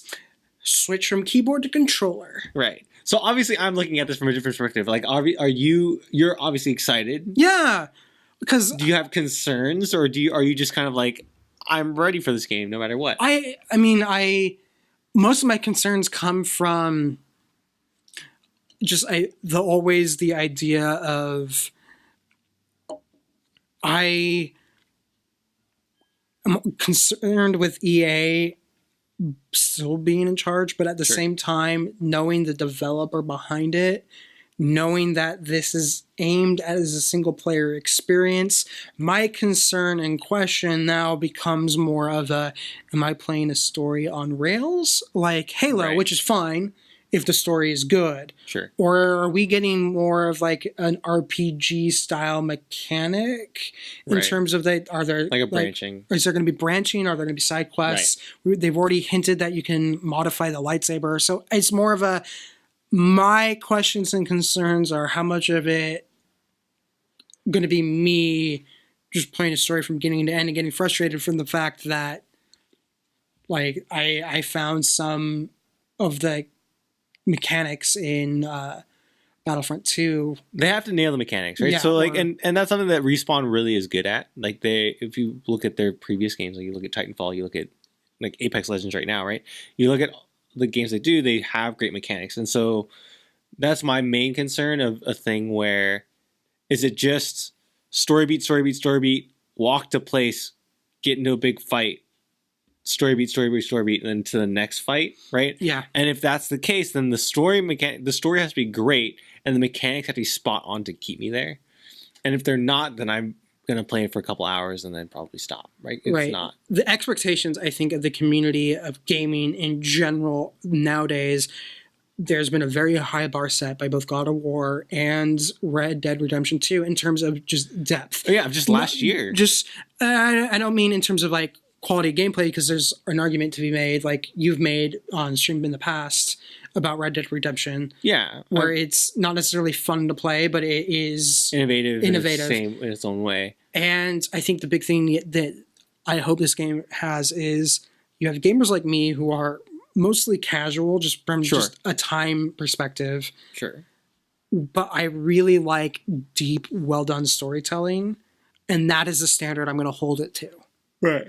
It's the same reason why I sit here and go, do I really want... Like, it's not going to happen just because I look at it immediately. I'm like, okay, now it's a waste of money. Done. Sure. But I won't lie that there's times where I sit there and I hear everyone talk about how good God of War is or how good Red Dead Redemption is or anything like that. And I sit there and go, do I need to just go out and buy a used console just to play those games? Right. And I guess my question is, and my concern just in general with Star Wars games is this a game that would make me want to buy the machine to play it on? Now, my advantage is I have a decent gaming machine that I put together myself. I'm going to be able to play this day one at decent specs and all that stuff. So it isn't me needing to go out and buy a machine. But if it was a console exclusive, would I sit there and buy it? Right. And that's what my concern is from a story perspective. Is this going to be a story that I'm going to want to play again and again? Or even if I don't play it again like you, I still am talking about it. Right. And I think it goes back to the thing that we brought up earlier with we were talking about Game of the Year stuff and we were talking about the Game Awards, was the bar is set so high.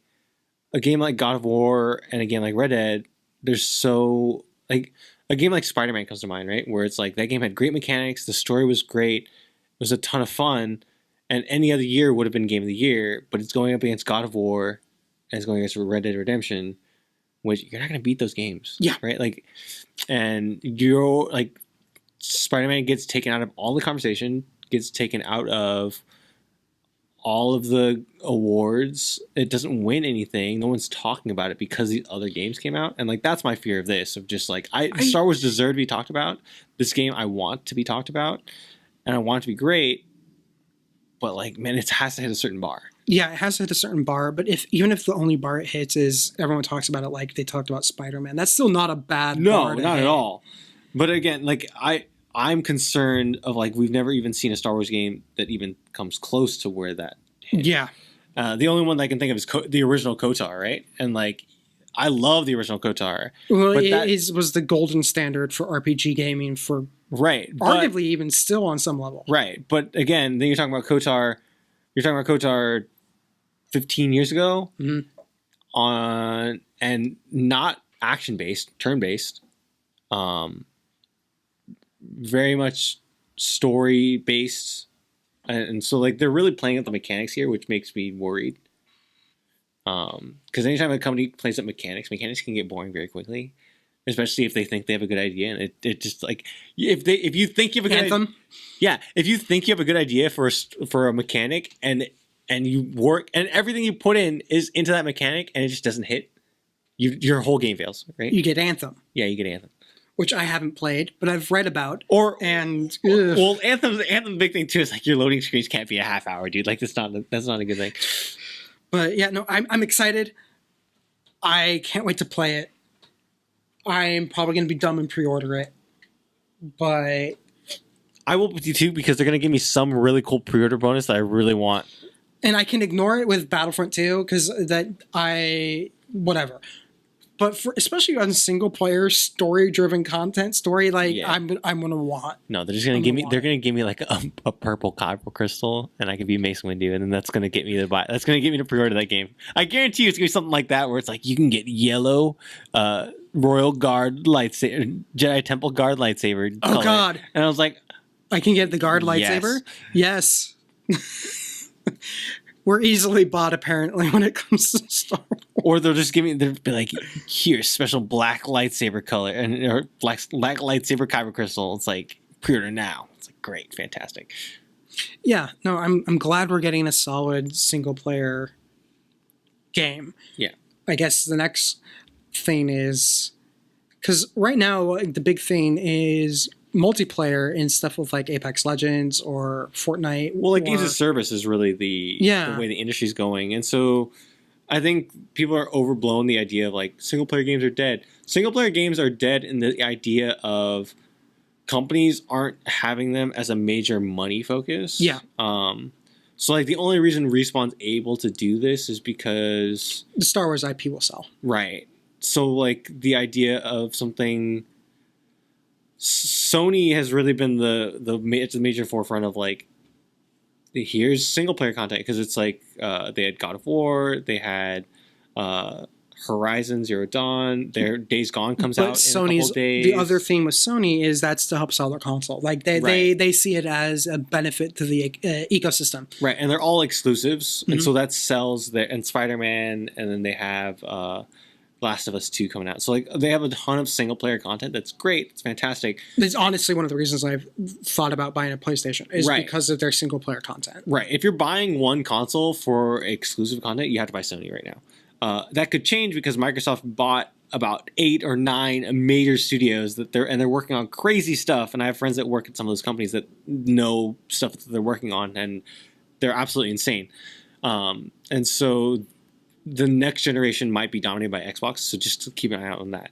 But the overall industry as a whole, the way you make money and the way you get market share now is with games as service. And like there's no denying that, and there's no denying that if the gaming industry is going to continue to be the money maker it's through games of service or games as service, and like stuff like Xbox Game Pass and Xbox Live and stuff like that, right? So like that's where you're gonna make your money, and then all of this extra stuff is for awards and for people to sell consoles. Yeah, like that. This is how you're doing that. It's kind of like how Hollywood operates in some level. You're spending the money not because it's necessarily going to make the money back, but it's going to help sell the device, and it's prestige. And prestige, and it's the awards, and it's like hey, did you know God of War won Game of the Year? Did you know it's only on PlayStation? Yeah, but I guess my thing, because I always, especially in Star Wars, I want there to be a good story with the game. No, absolutely. I totally agree with you. I mean, there's some games where there's an exception to that, where like I don't necessarily need a great story for Empire at War. Please bring that back.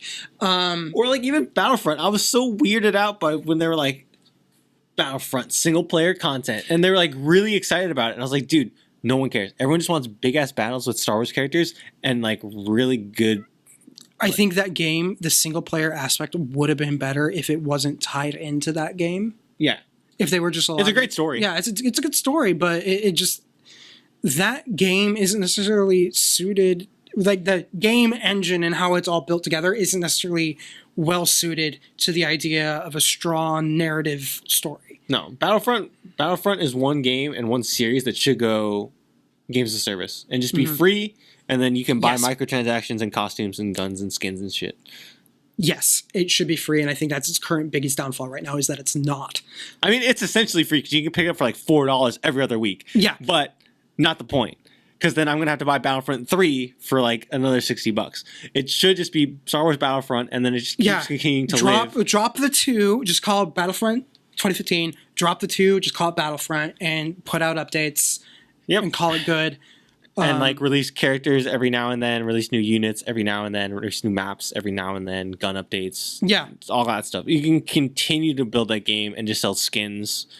And like, if you want to unlock a hero, you can buy it faster or you can earn it through currency. Yeah. We're getting a little bit sidetracked in the sense that, yes, this is what Battlefront 2 needs to do. But my thing is, especially looking at the strong story, there's a part of me that wishes we would get a strong story-driven multiplayer, and I don't know how you could do that, and I don't know if you can do that.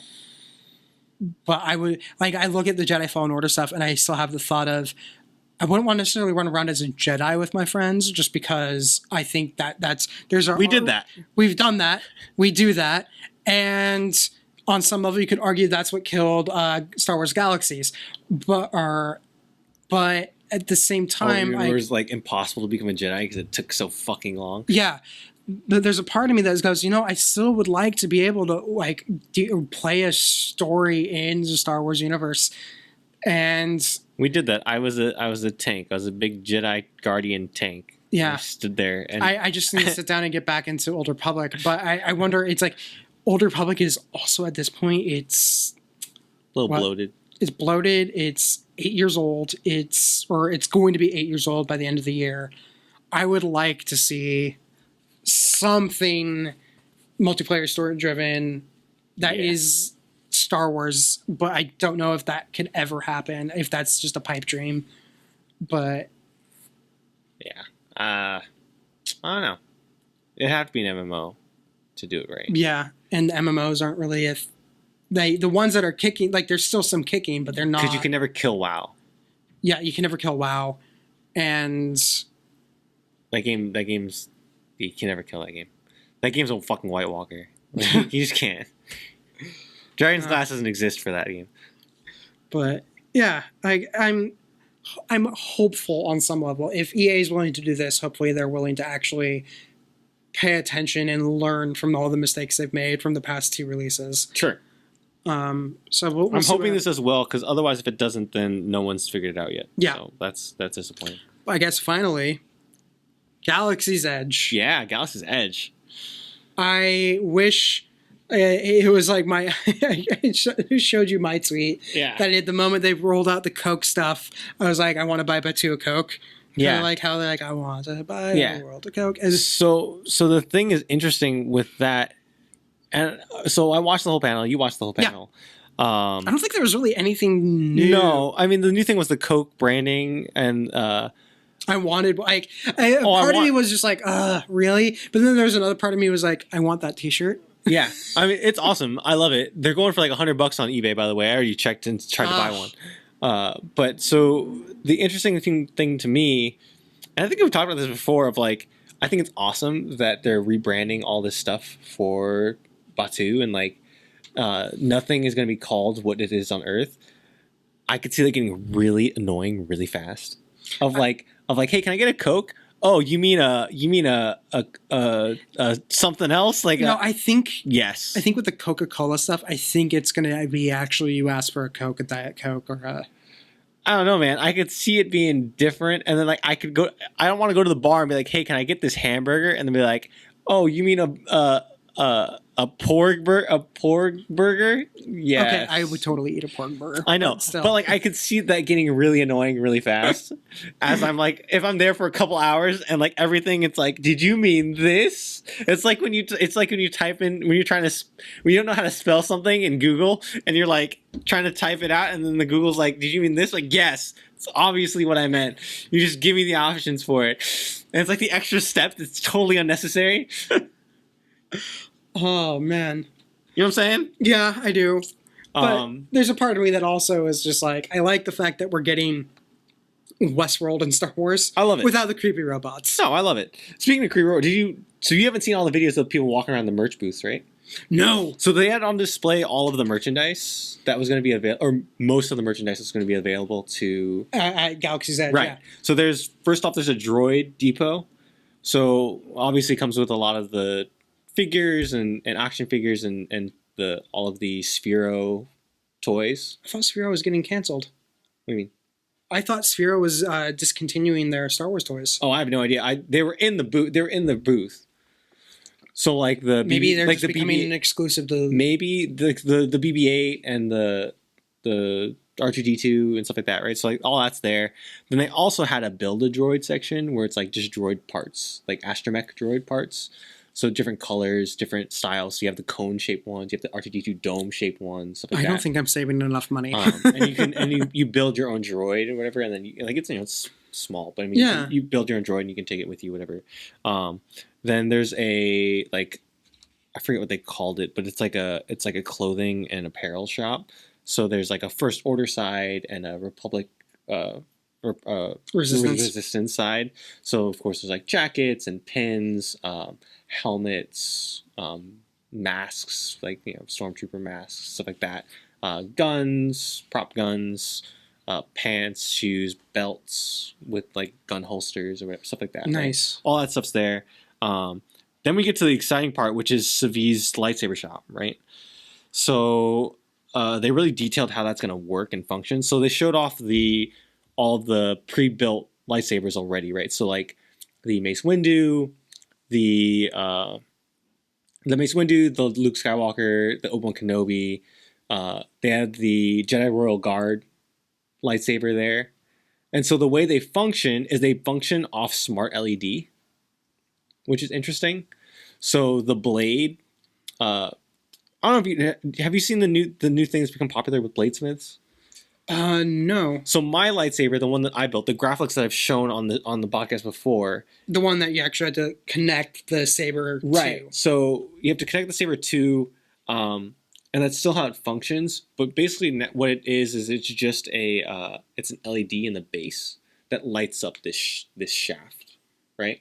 That's how lightsabers always worked in the past, and like how all lightsabers, like high-end lightsabers, work. So like if you look at the Black Series lightsabers that they make, that Hasbro makes, they're all one LED in the base, and then when you hit the button, it turns on the LED and it lights up the whole whole blade, part, right? So now the recent thing has been it's been a blade that has an LED strip inside. So you plug it into the base, and when you hit the button, it activates the LED strip, and it's coded to where it lights up, and then comes down. It doesn't just turn on and off. It like lights up and then comes all the way down. So it ignites the blade, right? So that's how a lot of bladesmiths have been working, and apparently Disney consulted with a lot of the bladesmiths, and so that's the thing that they've recommended. So now. The lightsaber blade is a plug that you plug into the base of the lightsaber, and then you press the button, and it's a smart LED inside. And whatever blade you have, whatever hilt you have, tells the blade what color to turn. Okay, that's cool. So the hilt will impact the color, right? So like they put in the Mace Windu one, and then purple. So you just need one blade, and you can just change out the hilts. You took it out, and then they took the Royal Guard blade, and then put that in, and then yellow, right? Same hilt, same blade, but different hilt, right? So that's the way that's going to function for Sabi's Lightsaber Workshop. For you guys who don't know, Sabi's Lightsaber Workshop is the place where you can build custom lightsabers. So they kind of make it so it's like, hey, on Batuu, lightsabers are bans because it's run by the First Order. But if you find a coin, and you can go to Sabi's lightsaber shop, and he'll help you build a lightsaber in the old ancient ways, right? So that's the way they do it.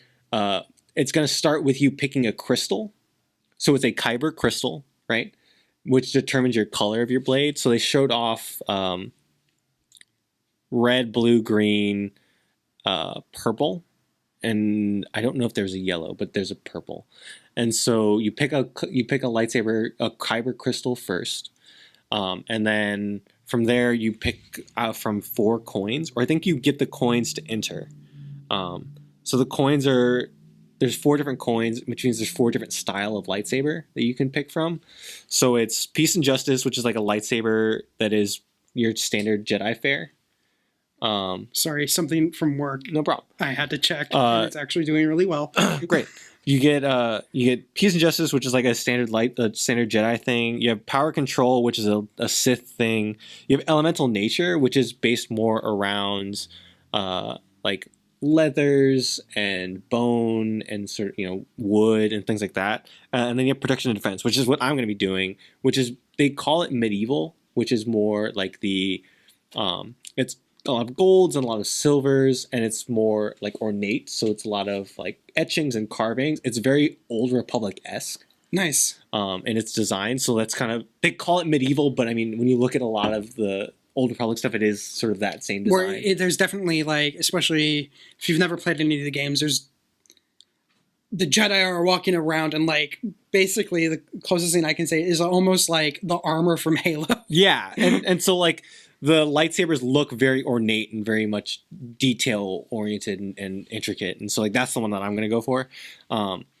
So once you hand that to them, then you're given. They showed a presentation. They have a display tray of like the hilts and like your design choices, and so they had the power and control one on display, which is basically they have a basic hilt, which is like of course it's all metal, but it looks a lot like the plastic ones, but it's not quite that. It's all metal and they're heavy.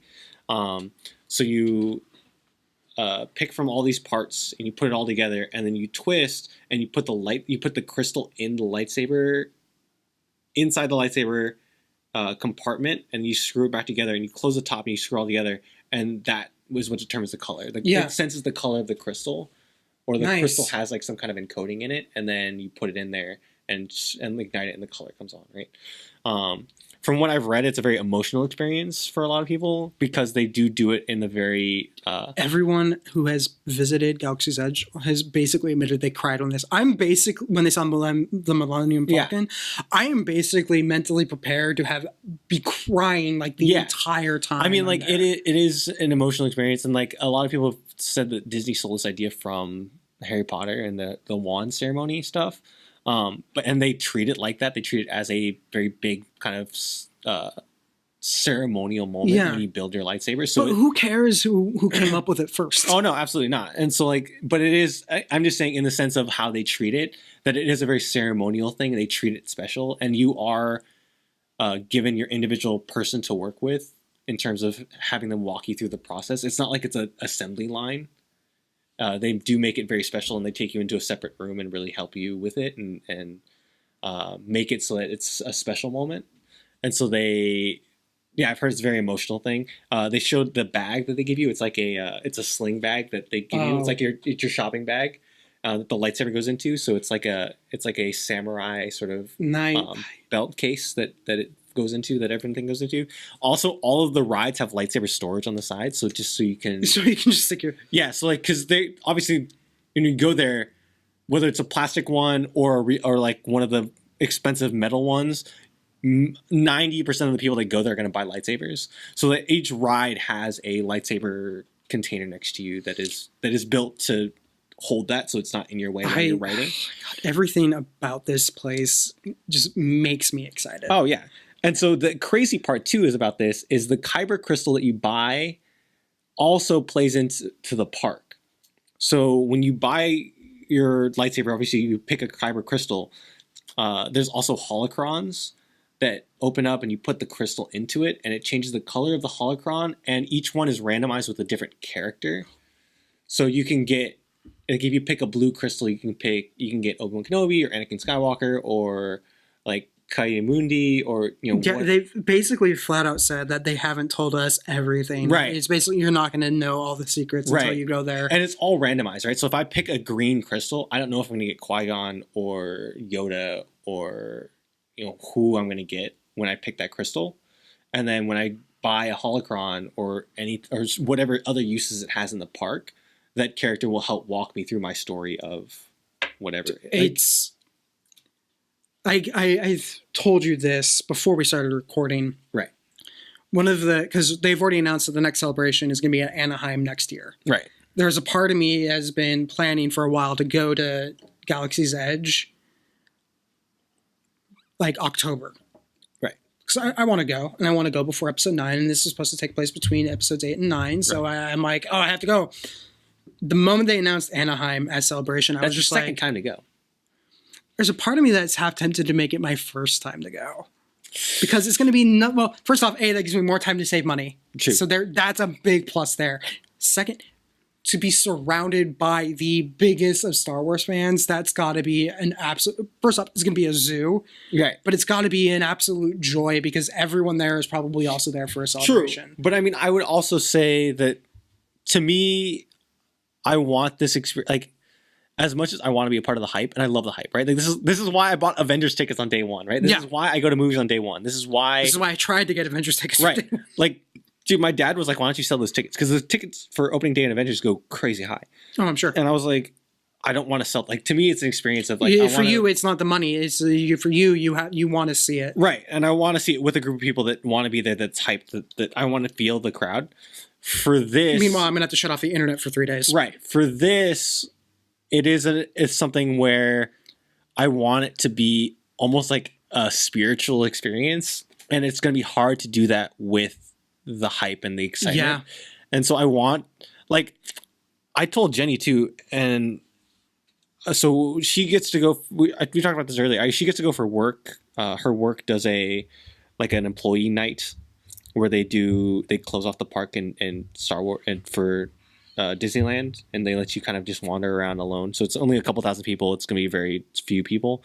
I'm very tempted to like tell her that I'm going to be doing my own thing in that park, and like she can join me if she wants, but like I'm going to be experiencing that for myself and like in the way that I feel comfortable. Like it's not going to be a thing of what do we want to do. It's going to be like, no, I'm going to do something and you can come with me or not. Like it's not. Yeah. It's going to be an experience that I want to have. Because like this is something that I've grown up with as a kid, and I know you're the same way. We're both gonna basically, like, if we both go at the same time, there's gonna be two adult men crying all over the place. Like I don't know. You know what? I don't know if I'm gonna cry, but it is gonna be an emotional experience. I know. Even if I don't cry, I'm gonna be like, I like tear up thinking about it. Right. It's just like. And it's part of the reason why the Subby's lightsaber shop is like the most exciting part to me. Because the reason I build lightsabers as a hobby. Like I do that as a hobby. I buy parts, I build them for people, I like wire them myself, I understand how they work. To me, like owning my own lightsaber with my own design has been like a dream of mine since I was a kid, right? Yeah. And so for me, having an experience of not me in my garage wiring up a lightsaber and like waiting for parts to arrive, but like having this experience of like having a Jedi or person someone like run me through it and like talk me through this entire thing, and having like a ceremonial thing about doing it is like the part that gets me and like the part that I want to have as like an emotional journey. Yeah. Like I have a connection to the Millennium Falcon, but like not like I do to a lightsaber. But not to it. Same here. Like I think the Millennium Falcon is going to be more. It's less of a oh my god, it's the Millennium Falcon, and more like holy shit, this is real. Yeah. And I can touch it. My Star Wars is real. But definitely, like, because as a kid, like... That's the one thing you wanted. I always wanted to be the kid. You always wanted to be able to run off with a lightsaber and be the hero. And I can now run off and get a lightsaber. I might not be able to be a hero. But I have a lightsaber. I can go get my own lightsaber. Yeah, with something mine. With I design. Like no one else did this. I did this. Yeah, I can't wait. It's gonna be special. It's gonna be, and that's one of the reasons why I kept saying October. It's like I'm basically basically the fact that Celebration is gonna be happening then is made me put a pause. Right. I mean, if I were you, I would seriously think of just go on your own to experience it, and then go experience it with a group of people later. Yeah, it's a lot of money. Oh no, absolutely. Like it is a lot of money, especially since I guess and we've talked about this where like part of my. But I mean, thing is the fact that you got to think of it this way though. It's like $100. You would think a couple $100 if you're just going to go like that first trip you go is going to be the expensive one because that's when you want to buy merch and like do all those stuff. But I mean, the second time you go, you're just going for the experience and for the ride and stuff like that. It's like that's gonna be a lot cheaper. So I should probably go before Celebration at some point. But it made me sit there and go, oh, this is gonna be a great use of my vacation days. Right, absolutely. So yeah, it's like that might be a time for you to go with like your sister or something else. Where it's something like someone that isn't maybe as excited as you are, but like someone that you can kind of relive your experience, your first time going with through their eyes and sort of see the excitement in their face, right? Yeah, an exciting time. No, it's can't wait. Anything else on Galaxy's Edge? No, I mean I'm going to show you some of these videos after we're done. Oh yeah, I kind of need to. We've been going for almost 2 hours, and the only reason I'm cutting it short is there is literally I had some stuff for work. I'm like, oh, it's gonna happen at around 2-ish. I'm like, oh, we'll be done way before then. And now I'm just like, oh god, it's happening now. Star Wars day. And yeah, it's a Star Wars day. But James, let's roll credits. If you liked what you saw, please like, share, subscribe, do all the fancy things on all the social media outlets. You can find us on Twitter, Facebook, and of course on Twitch at Quality3. You can find Chris at Kid Liquid on all of those channels, and you can find me at Studelmeyer on all those channels as well. If you have any thoughts or comments, you can always leave us a message on Twitter or send us an email to feedback@quality3.net. But yeah, next episode, it's definitely going to be all Avengers, and because it's happening so close to May 4th, even though we can't make it work on May 4th, I think we've been talking about doing something. I think the one thing for sure is kind of going through our breakdown of what we think are essential episodes of Clone Wars and Rebels. But other than that, let us know what your thoughts are, and we will see you guys in 2 weeks.